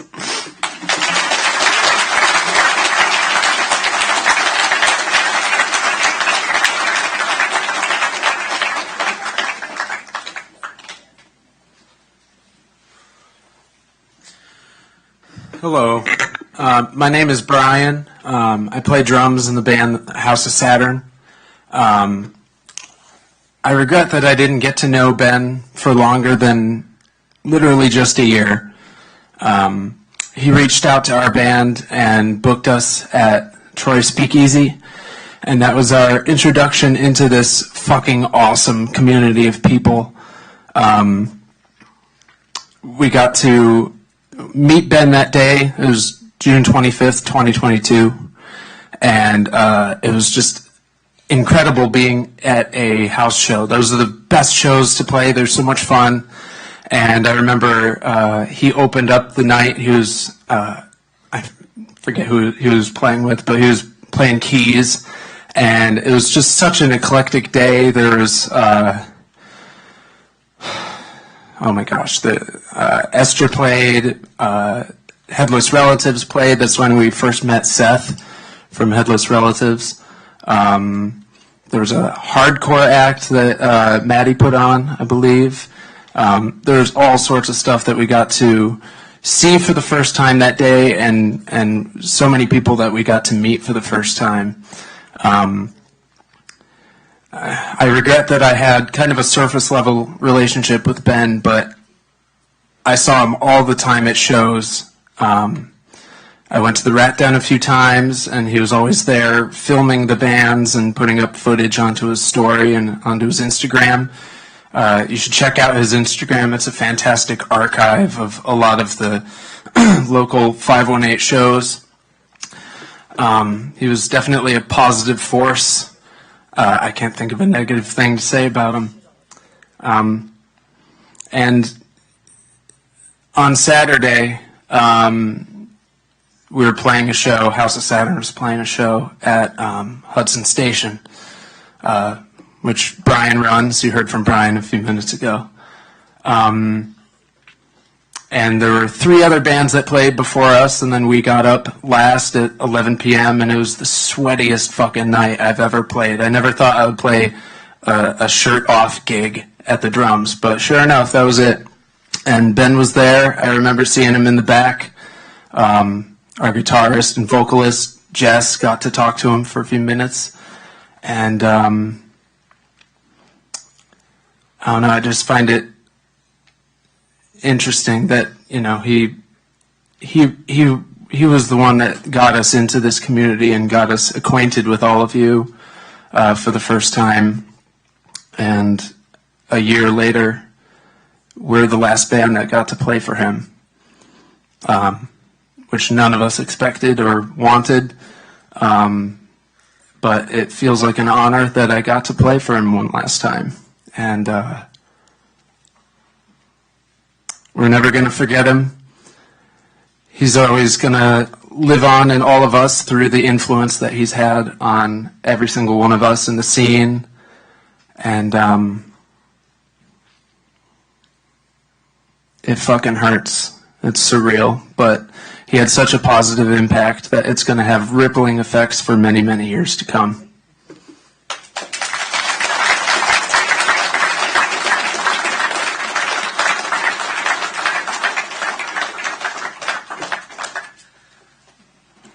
Hi, my name is Molly. I don't really like public speaking, but Ben, I met him at a time in my life when I didn't really see a future, I guess. I got out of a very abusive 7-year relationship, very young age, and I just happened to have crossed paths with Ben. And I didn't think there was a community where I fit in. He would always include me in shows, and he introduced me to Zeke and all of my other friends now. And there was a time where I genuinely did not see a future in my life. I have a lot of trauma, and I don't have any family, and I didn't have any really good friends at the time. And Ben had just kind of stumbled into my life, and we began hanging out practically every day. And I spent a lot of time with him.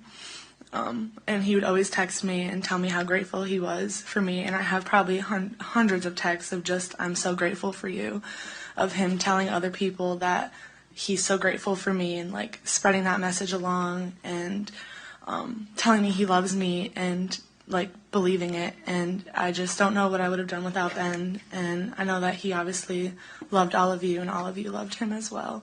And we all have our own unique experiences with Ben, but honestly, he did save my life at one point, and he did intervene in situations where I don't know if I would be standing here. So I don't know what I would have done without Ben.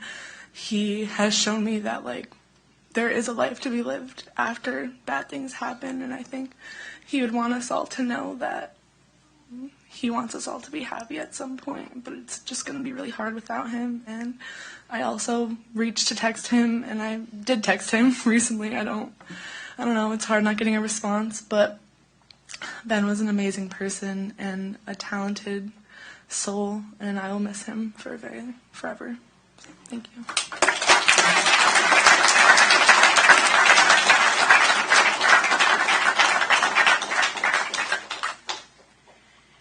I think getting a room full of performers together, there's no doubt you're all going to want to speak, and you're not afraid of the podium necessarily, and it's been beautiful hearing from all of you.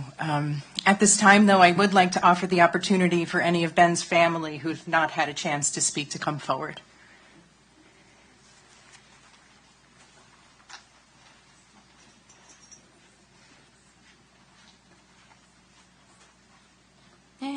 guys.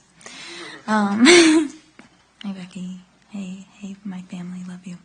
I'm Nellie, or I'm Nell, depending on who you are. I'm Ben's cousin.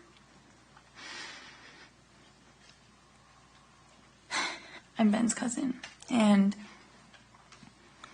I wish that I wasn't doing this. Not that I wish I wasn't doing this, because of course I want to speak at this event, but I wish that we didn't have to. Stop laughing, Becky.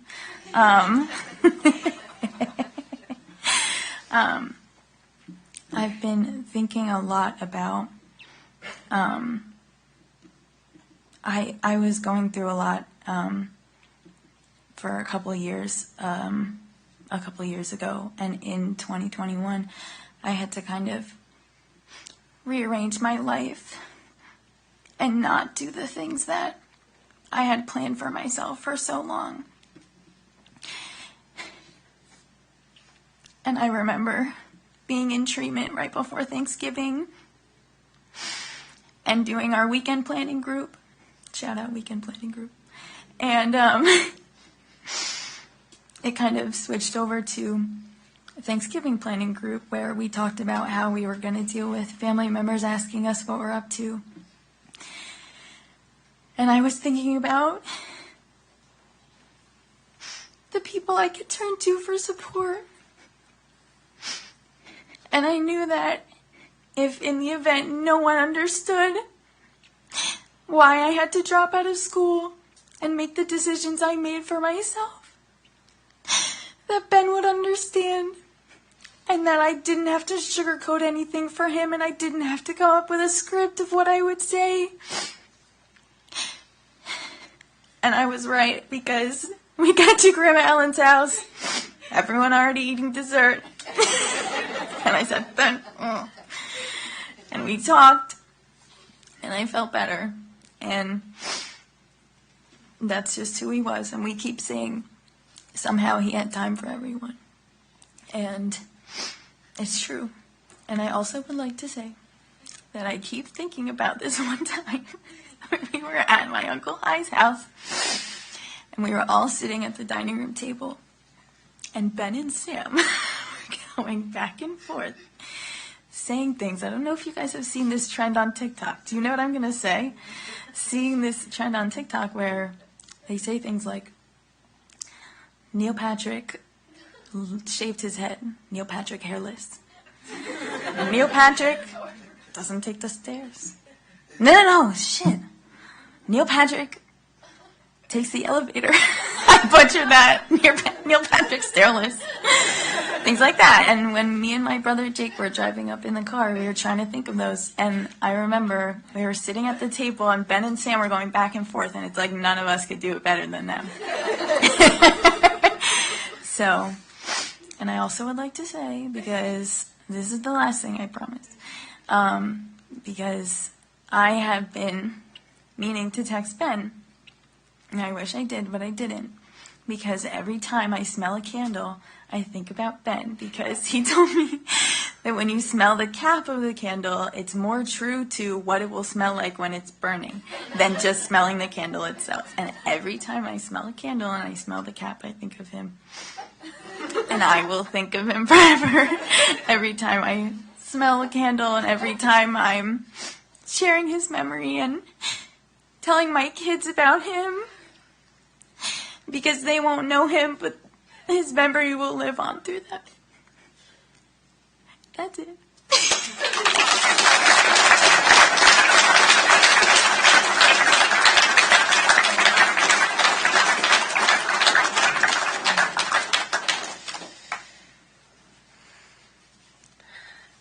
Hi, I'm Carly. I'm Ben's cousin.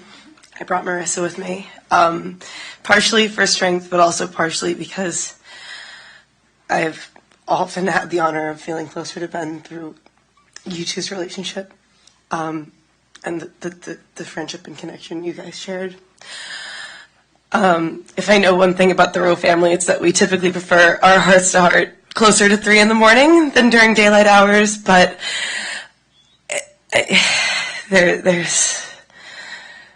no words for this. Ben always looked out for us. Ben was 1 year older than Marissa and I remember one time in our senior year of college, we were at Aunt Pat's house for some holiday, and he took us on a walk, and we walked down to the park where we play football every year. And we were sitting on the swings, and he imparted all of his wisdom on Marissa and I as we entered our first year of college, and he was doing everything that he could to make sure that we would go down the right paths in our lives.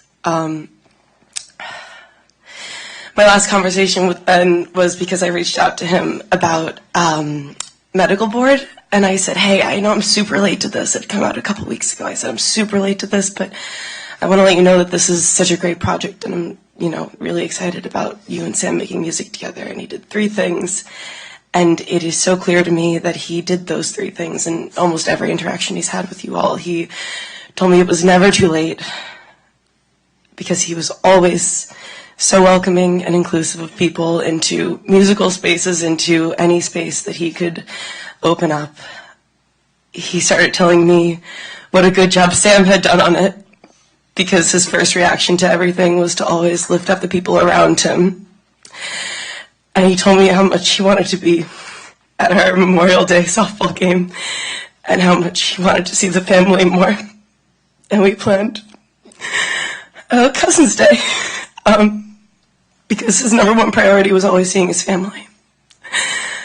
It is obvious that there is no shortage of good things for the people in this room to say about Ben, and to me it's becoming clear that that's because in every single interaction he brought light into people's lives, and we're all going to miss him so much, and I'm going to miss him so much, and he was cool as fuck. And I always wanted to be cool like he was. So, I love you, Ben. Thanks for making me even a little bit cooler.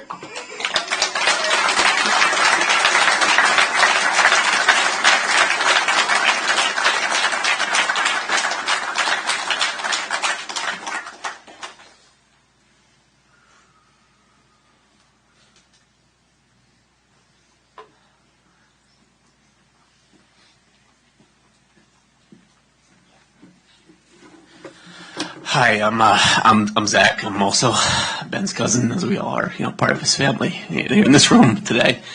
I've basically put the speech together as I've just tried to think of words as opposed to crying. But the one word that comes to mind for me when I think of Ben is he was absolutely, beautifully, amazingly crazy. He was when we were kids. So I'm 2 years older than Ben, maybe 3, and always about 2 or 3 inches shorter. He would, out of nowhere, in our great grandmother's basement, tackle us and scream "Jungle Duck," and I distinctly remember some blood being broken by teeth. So Miss Sharpsy, so he was, because he was a crazy kid, and we were both, big Jets fans, and anybody knows that that's a crazy thing to do, is to believe anything will change there. So, and as an adult, he was crazy. He put on concerts in his apartment. He let people mosh in his living room, and that's because he was fearless. He was really, truly fearless, and not just fearless of a destroyed living room or physical, but just mentally fearless. And he was, he didn't fear judgment. And it was because he was so unburdened by judgment himself. He was so truly incapable of doing anything other than seeing anybody for their content, their character. And his boundless compassion is, I think it's evident to everyone here. And I'm going to miss him so much. And he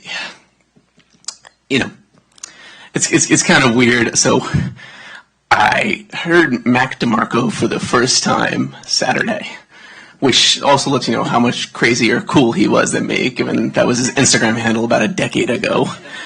And I thought of him, and to think that there's any cosmic connection and that meaning, and just a random song being played and me thinking about him so close, that's crazy. But I'm gonna choose to think so.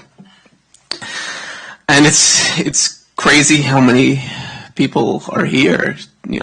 It's crazy how many lives he's touched around the world. He's crazy how in such a short time he became a titan of his small slice of the music world. And I think we're all here because we're crazy about him. So I think we're all going to miss him very much.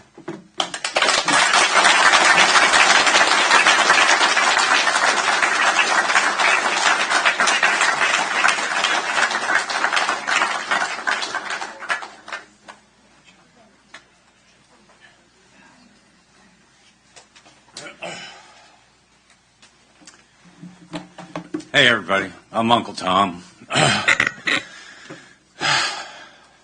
In some ways, I'm the least likely person to be up here talking about him.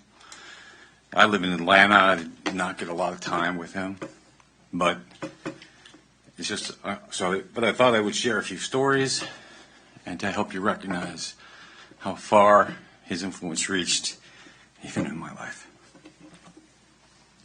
One of my earliest memories of Ben was I was busy and I didn't get to see these guys very often, but I happened to be up in Suffolk, New York, and I said, you know what? Albany's not so far. I'm going to take a day off and go up and visit, talk to see Ben. It was just Ben then. And I spent the afternoon playing all sorts of imagined stories of Scooby-Doo with Ben in the backyard. So much, he was into this so much and so deeply. He got under a bush and I came by and he said, you gotta watch out, you gotta watch. And I said, Rowe? And he said, you're not the dog, you're Velma. I just, okay, it's amazing. Well, now I have to say, it was an instantaneous reminder of Bill, right? So much, so close to Bill. I mean, hearing today, let me think. And an encyclopedic knowledge of music. Where could that come from? Who could that be related to? A loving and caring heart. And we know where that comes from. From both of you. I wanted to read a little bit more. I happened to find a very impressive book while I was here, actually. Just page through a couple of points, and these are one of the pages I write. So I want you to hear some words directly from Ben. Age 6, maybe? Winter. I hate winter.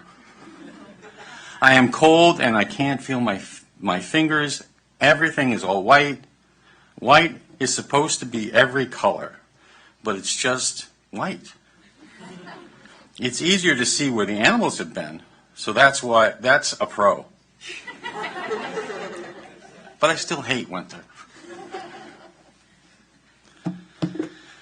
A few years ago, Ben gave me a call. It should be the uncle that calls the kid, but Ben gave me a call. He was out of college and he wanted to tell me about his new job and how excited he was about his new job. He was helping old people. I don't know if you've ever been in an old age home, but I've never seen someone working in an old age home who's happy. Not many people in the old age home are happy either, but he was excited. Why? He was helping people. He thought and he saw that he was making a difference in these old people's lives. And that made him the happiest person. And that he knew that he felt that purpose in life, to make people happy. Now, he didn't stay in that job forever, as you all know. But again, I just said, who is this guy, right? I told Bill and Lee just a couple of days ago this, lately he was, reading about he's getting in touch with his Jewish heritage, his Jewish faith. Being a Christian, I was looking forward to talking to him because I'm, as a Catholic Christian, getting in touch with the Jewish connection to that. Unfortunately, we didn't get to talk, but all the same. The love is here, and unlike my brother Bill, I'm not really that fond of crowds, but so far there's been a lot of talk here, and for the family and for the friends, I thought we should bring a little bit of music into this conversation here. And it may only come out like a poem, just the first verse, guys. I'm going to try it. I need you to help sing with me if you can. It's from a favorite artist of mine, but it goes sort of something like this. When you're weary, feeling small, when tears are in your eyes, we'll dry them all. We're on your side. Oh, when times get rough and pain is all around, like a bridge over troubled water, I will lay me down like a bridge over troubled water. I will lay me down. We love you guys. That's the message from God.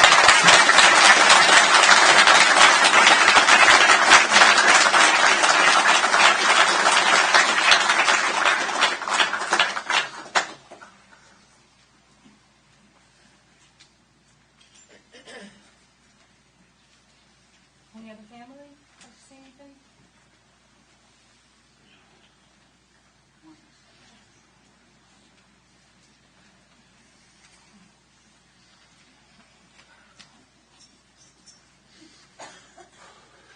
I'm not very good with words. And there are no words that I can say that are going to improve your memories of Ben. He's done that. It's evident. And I'm not here to help. I can't explain why we're here because it's senseless. There's no words that explain that.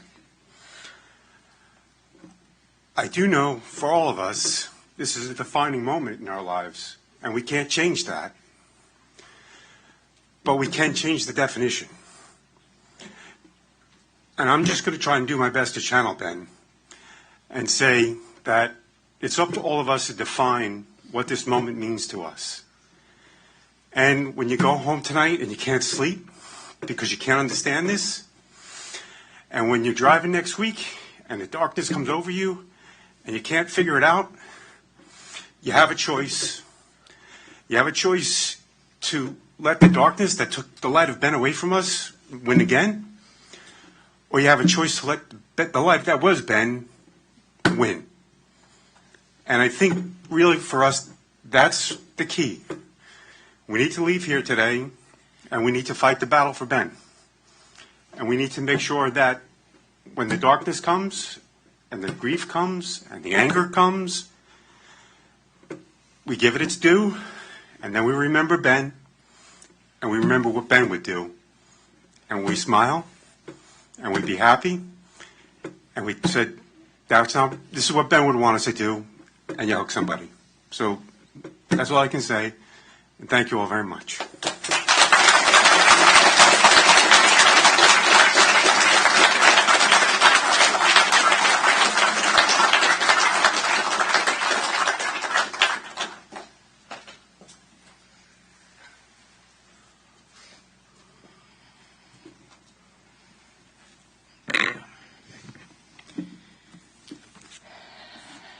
Thank you to Ben's family, his friend family.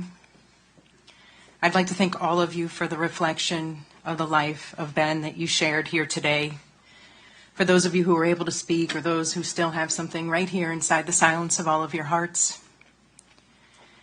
And Ben, we ask you for your guidance, and we live in the reflection of the good that you showed throughout your life. Just as it was, just to echo, it was just said, teach us to live in your presence. When we're faced with a loved one who has passed away, we are confronted by a great mystery, life and death. Because ultimately, in the face of a death's harshness and this incomprehensibility, we find the ultimate challenge in our faith and our spirituality. Ben clearly provided lessons of kindness and taught you all how to love. He helps you see the good things in life. Today we heard a bunch of words and stories to describe Ben. They included passionate. You could laugh and cry with him. He always had a funny story, it seems, too. He was quirky, crazy, supportive. He connected so many. He had an affable energy, friendly and good-natured. He was easy to talk to and very optimistic, it seems. He was an unstoppable force and energy in all of your lives. He was thoughtful, loving. But ultimately, it seemed that he wanted those he loved to be happy and successful. And these are gifts that are going to linger in all of your hearts and your lives. And I ask you to find comfort that they sustain you. So continue those traditions, no matter how small. Remember those best times, the laughter, the song, the good life that he lived. And before I end our time together here today, I invite you all again to consider these gifts that Ben provided in your life. And in the days ahead, I invite you to find a way to give these gifts to others. Keep Ben present through your actions, your reactions, your interactions. And now, may the peace which passes all understanding keep your hearts and minds centered on the beauty and precious nature of life. And may the blessing of the Spirit of life and love be among all of you and remain with you always. Let us band together as we press that single key when the hammer is struck and the string begins to vibrate to create that single sound. And let the song of his life continue on.